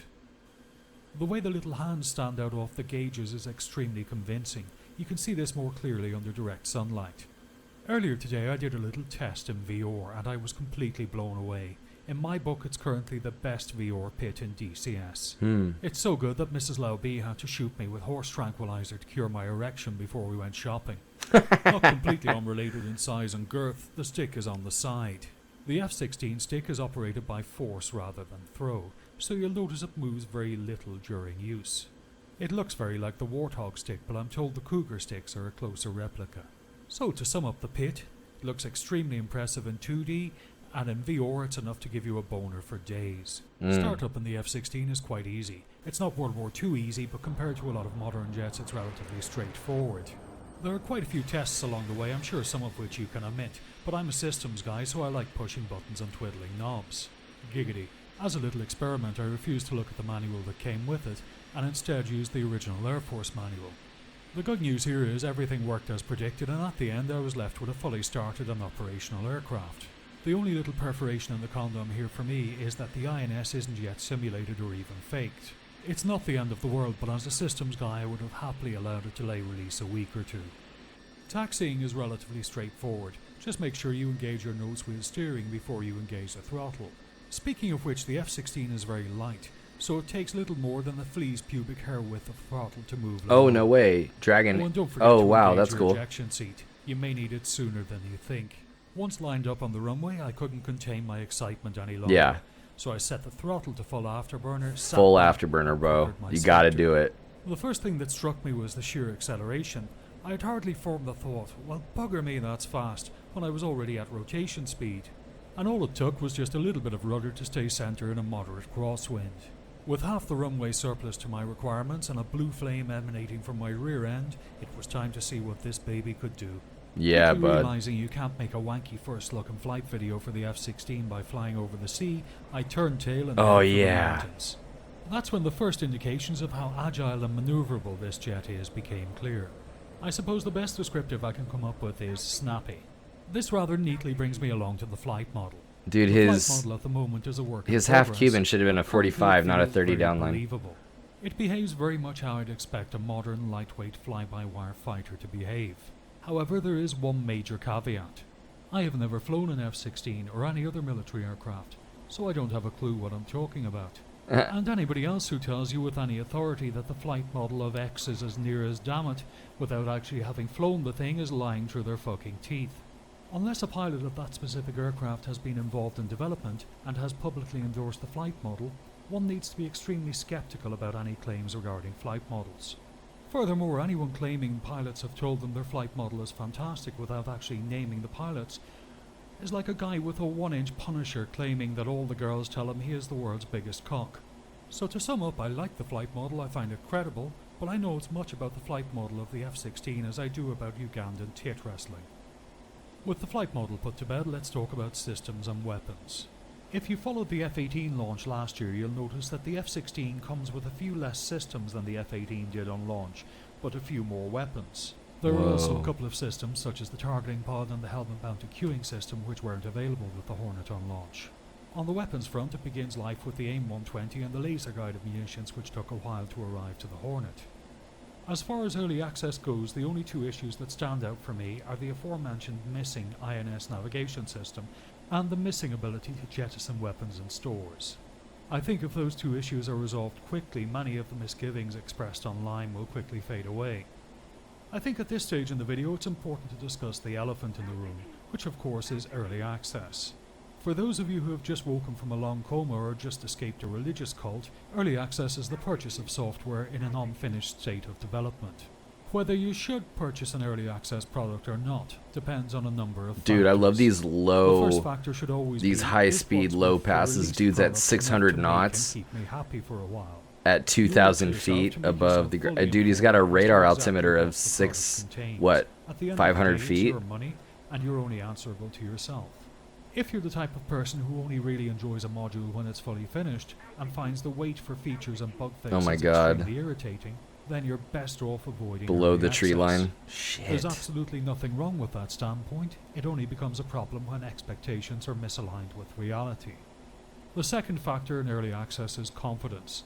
If you're quite confident the developer Just keep the will flight steer path the marker project to above the line maturity, and you're good. and you're not particularly phased by delays, then you shouldn't have too many problems with early access. The velocity However, vector, if you you mean? have any misgivings, it's always wise to wait for more information. The third and final factor I'm going to discuss regarding early access is time. Some projects are completed relatively quickly, within a number of months or a year. And other projects Well, I can think take several technically years to complete. in If you haven't at least considered the possibility of being in for the long haul, then maybe early access is not for you. And I know many of you are saying, "Oh, for fuck's sake, Lauby, we I think know in what early aerospace access design, is." that's But a quick in visit to systems the that's referred to forums, as a YouTube, or vector. Reddit informs me that the case is very much the opposite. And at the end of the day, dear viewer, I'm doing this for your own good. You see, dear viewer, for me, there's nothing more heart-wrenching than watching a man Oh my God. expressing his buyer's remorse. It's like witnessing a friend slowly arrive at the realization that his hot new fiancée has been hiding a dick all along. As I come in to make a pig's abortion, What is this guy landing with talking only a about? fly's ejaculate of fuel left in my tank, I'll sum up my final thoughts. In spite of the exterior still being somewhat work in progress, the F-16 is gorgeous. Alright, Elias, I guess. Particularly the cockpit, which looks magnificent on a 2D monitor and exemplary in VR. It has enough on board for basic air to ground. I think it's time for me to if your head thing off. is sending Great impromptu stream tonight. See you surprises later. to You got it, wedding Zach. parties, you're in luck. We'll see you It later, has a buddy. TGP with laser We'll guidance, talk so you can easily tomorrow or pick out Saturday which for guest the receives wedding gift the first. Zoom. On the I'm just gonna air hop in the front, you have F-18 and 120 just like kind of sidewinders walk, and you know, look guns. around the You also have a cockpit radar and with single target tracking. just For those kind of occasions start where you up need and to then get take close off for and see what it's penetration, there are like. several dogfight modes. On the navigation front, you only currently have TACAN and your heading tape, but I'm hoping they get the INS up and running soon. Hint, hint. It's in early access, so there are going to be a few bugs, and no doubt while squashing some of those bugs, a few more may arise. Because of some of the aforementioned factors, and in spite of others, I'm still having immense fun with it. If you like the F-16, I'm just trying to enjoy find the learning angle of new attack things, and are in no particular hurry to have everything working, indicator. I would definitely recommend it. Is the without angle of hesitation. attack on However, the if there's HUD? not enough to keep you entertained, or you prefer completion, then wait a while. So the moral of the story is, the F-16 is a barrel of fun and looks magnificent, but early access is not for everyone.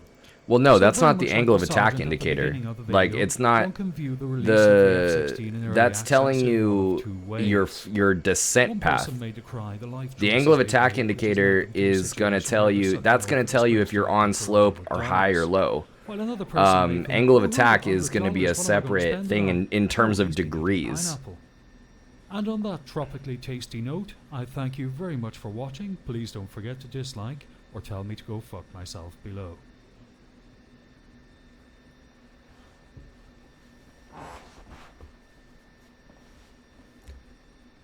That's cool, man. All right, let's do it.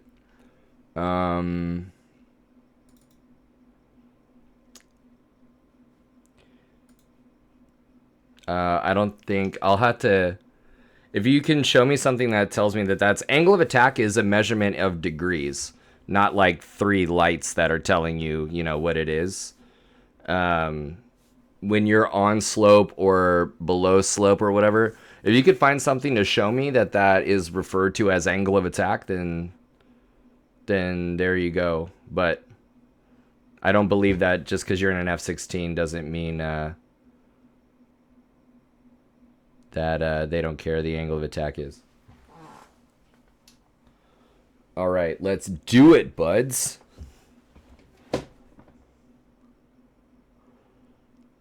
I hope I don't need to like update anything. I'm super pumped for this idea for a DCS night, man. Or a DCS like, you know, evening.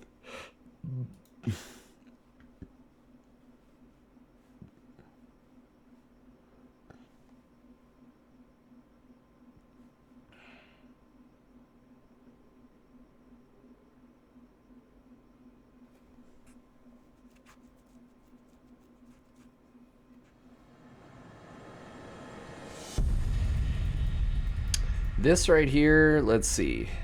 Damn.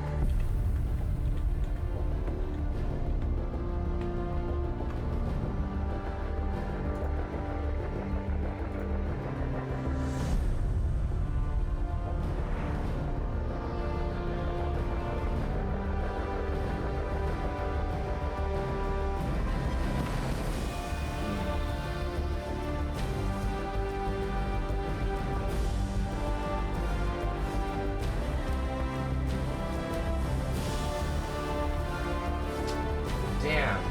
All right.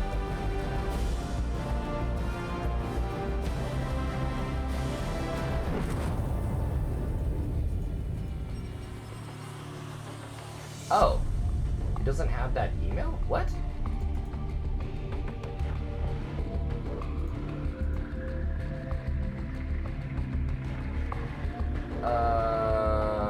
Really?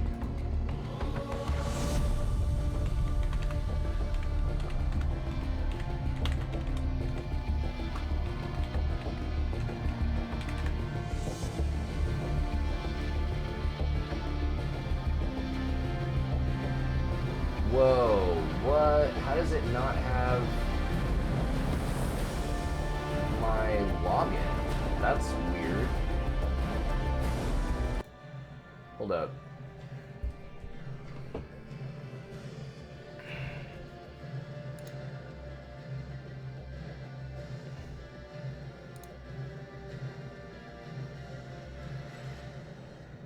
That's weird, dude.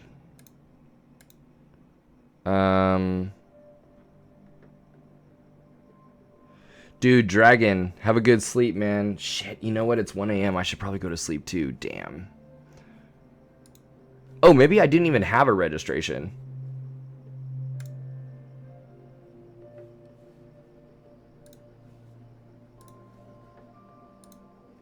Yeah, I don't think... I might not have had a registration.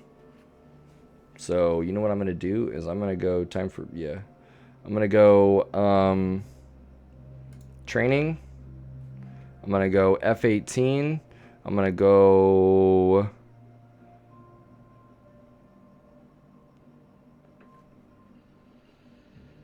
Cold start.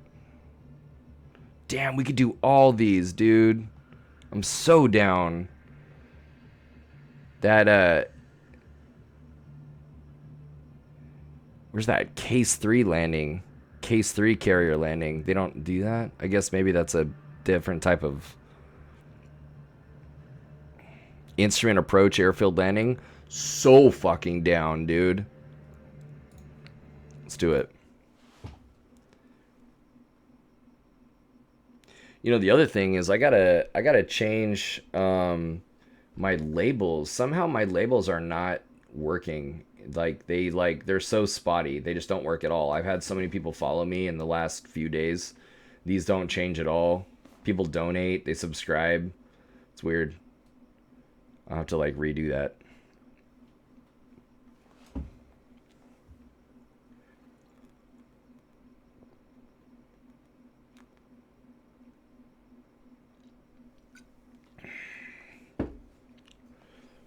So what you think, Elios? Like we should do a DCS like a wing, dude?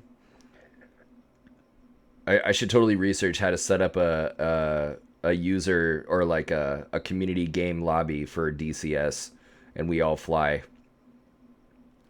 I'm so down for that. Do that on Fridays. DCS Friday, where we just like unwind, don't do anything crazy. Not tons of servers to use out there, tons of servers to use already. So we just all just join on the same server or something.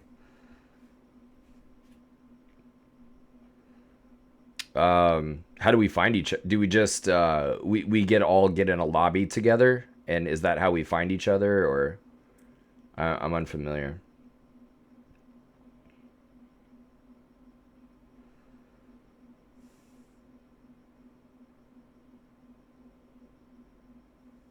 Just get on Discord voice chat. Oh, okay.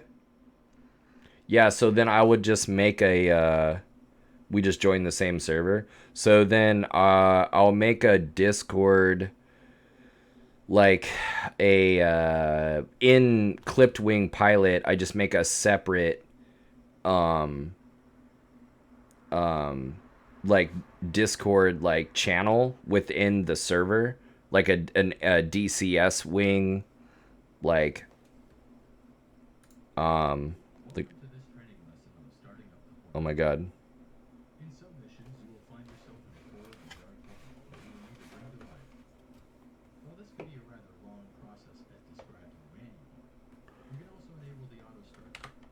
Hold on, I want to make sure that graphics. Oh, wait. We need. Oh, you know what? Hold on. Because I need to make sure that the graphics are turned up on this bad boy. My bad.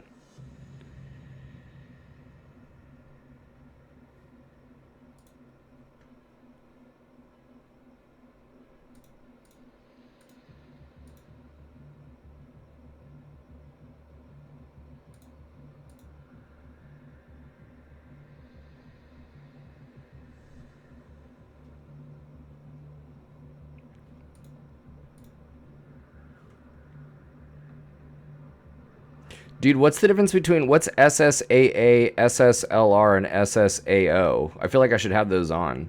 I just don't know what they do.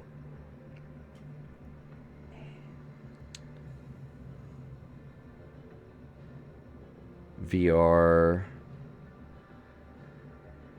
Different anti-aliasing mode. Oh, so should I use a SSAA?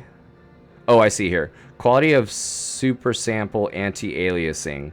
Moderate GPU hit, better quality than MSAA, but slower. Turn the others off. Okay, cool. Quality of local reflections within screen space. Quality of real-time screen space ambient occlusion.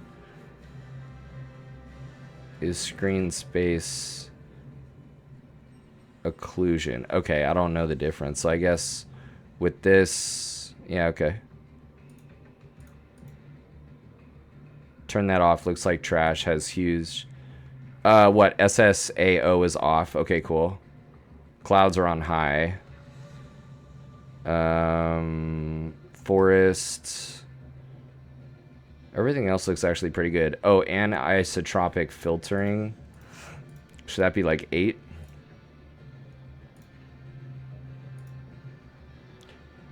To 16. We'll try. I think well, so is that going to be like, that's graphics card capability stuff, right? I've got a 2060 GTX or what? No, yeah, GeForce 2060 Super. Like it's a any GPU made since 2010 can run 16 with zero hit. Okay, cool. 16 it is. And then terrain, cockpit, global illumination, message. Okay, cool. That'll work.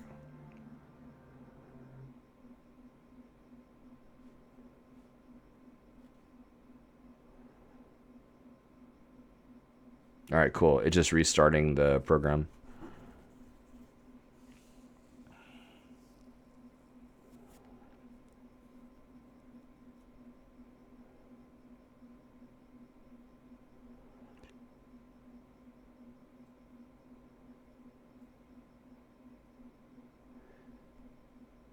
And you know what? Like, since it's so late, I won't go through the startup sequence. I'll start it. I won't go cold and dark.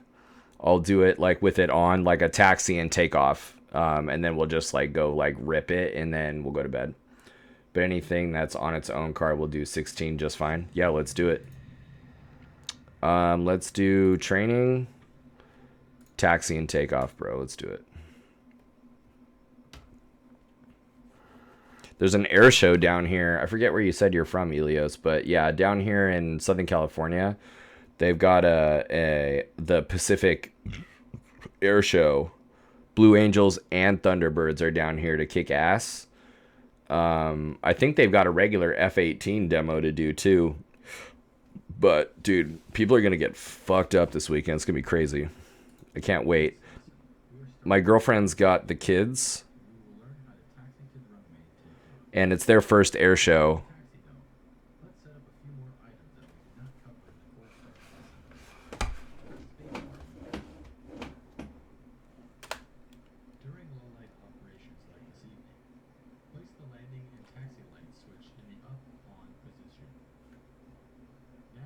Set up your position, formation, and strobe lights as you desire.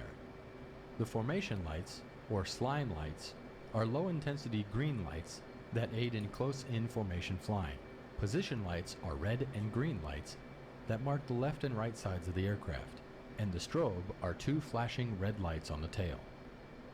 When done, press spacebar.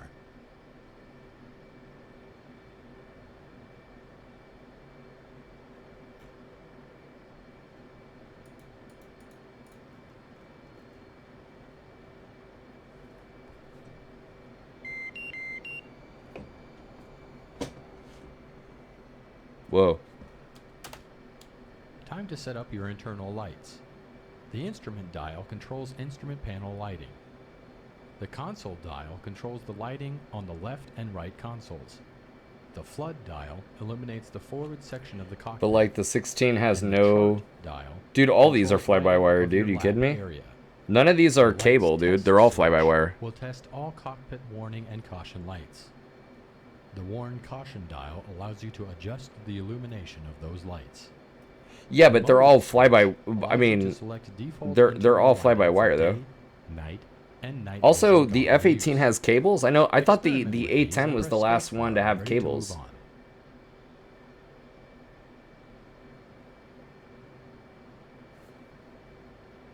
Dude, honestly...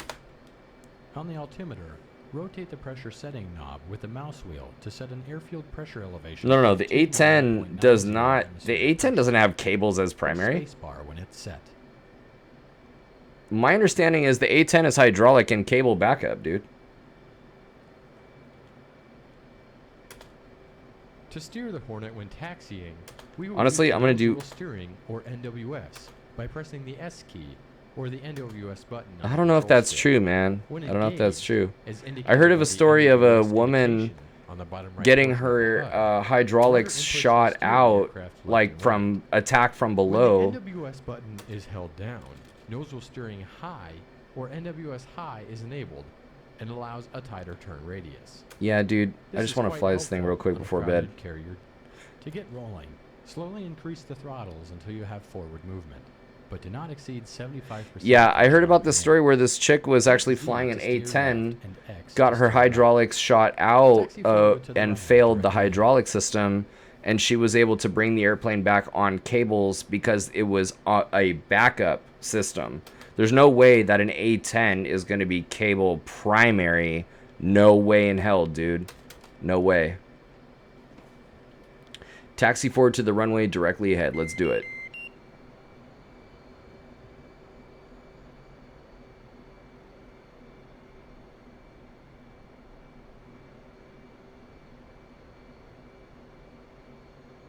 Keep taxiing forward and practice both normal NWS and NWS high steering.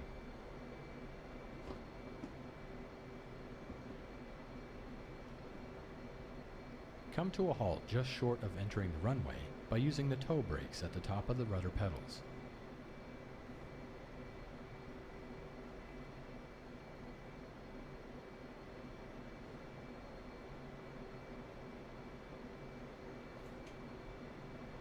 On the right DDI, confirm that the stab position is set to 12 for both stabilators. While holding down the wheel brakes, increase engine RPM to 80% and check that the temps on the IFE do not exceed 800 degrees Celsius. In a Hornet, you always take off an afterburner.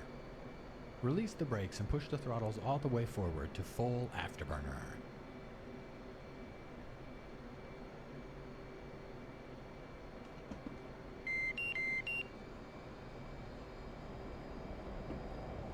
As you roll down the runway, keep aligned down the middle with very small rudder inputs.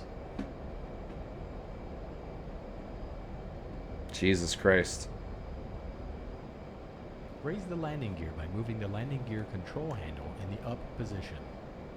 Then, raise the flaps by setting the flap switch to the up auto position. Congratulations, you have just taken off in a Hornet. You can end the lesson now by pressing the escape key. It's pretty cool, man.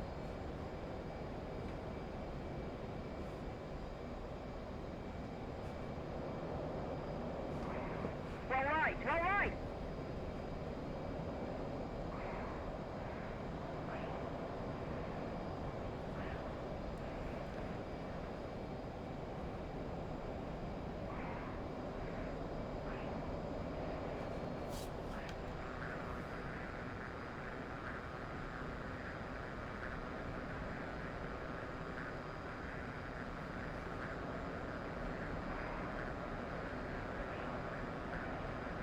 Yeah, like that angle of attack, 4.4 degrees. I wonder why they don't tell you that in the F-16.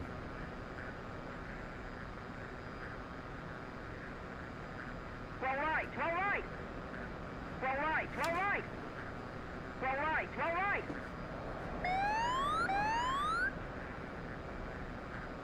Dude, this is crazy.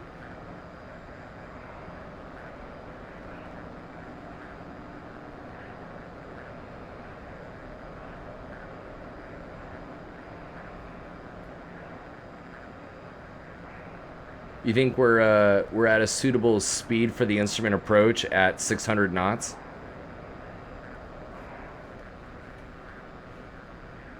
All right.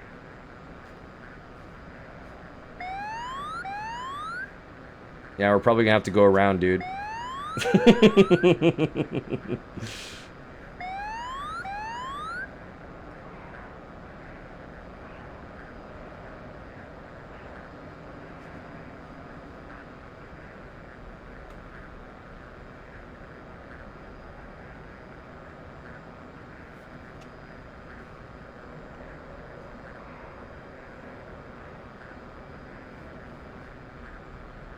Wow, the clouds.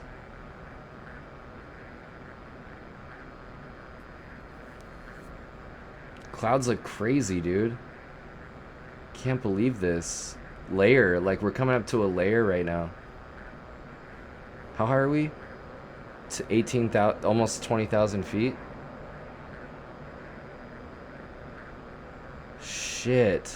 Let's fly like right into that cloud and see how it is. I think I'm gonna turn this 16 down to like 8. I'm still kind of getting like...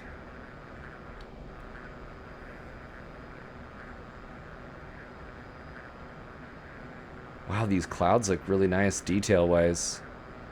Let's see here. I'm gonna try and skim the top of them. See how it looks.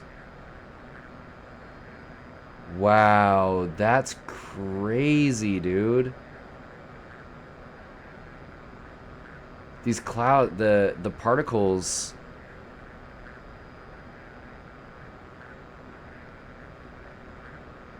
The particle physics looks like crazy, dude, in these clouds. Look at that. Whoa.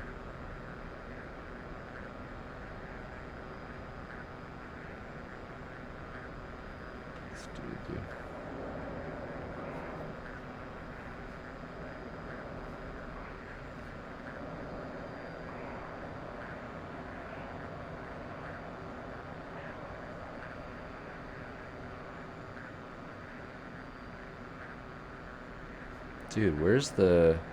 Altitude. Altitude.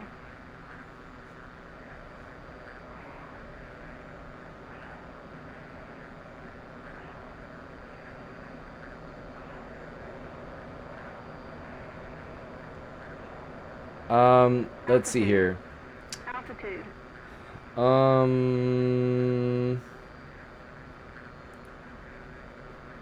16 has 2 FLC backups because of this. Okay. So there are 3 FLC systems in the 16 primary, secondary backup, and also why the 16 has hydrazine APU. Okay. It's just not needed. It has an angle of attack.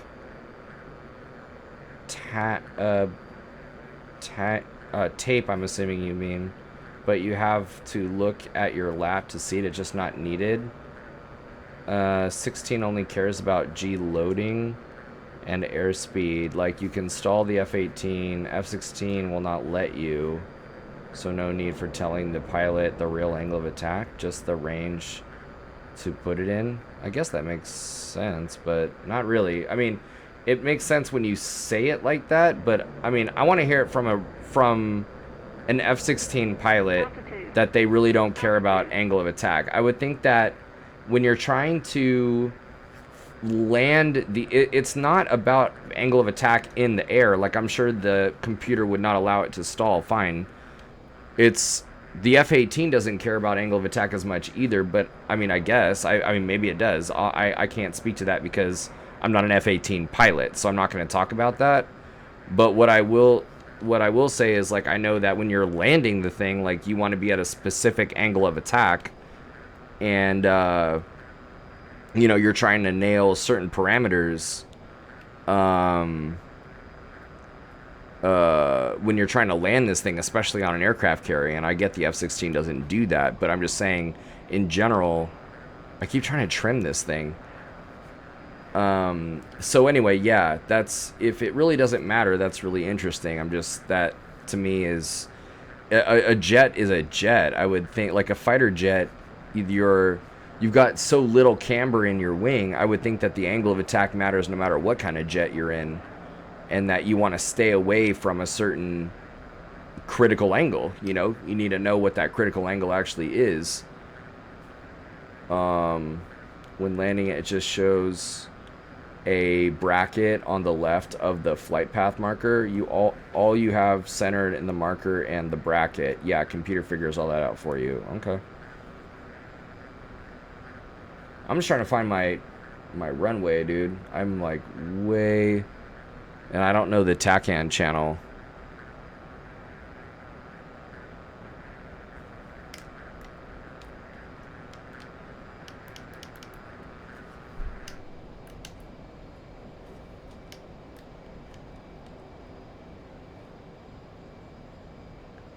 This is sick though, dude. I think that we can definitely do this. Altitude. Altitude. And I would definitely be an F-18 guy, I think. Although the 16 looked really sick. Let's get down there. Let's wake these people up. It's like 2 a.m. or some shit.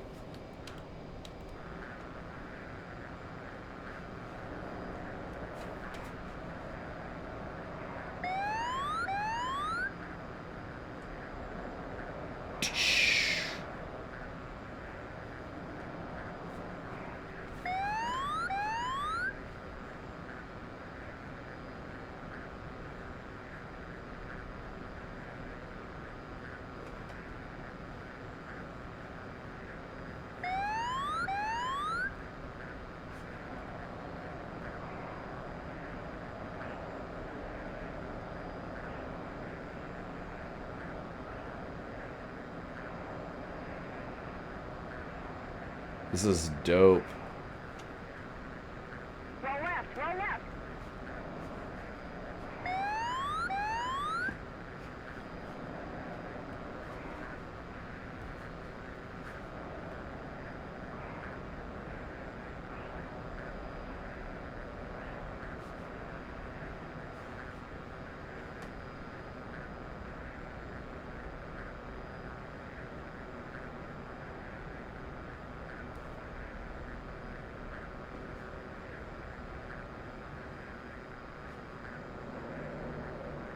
Wow, that cloud looked crazy, dude.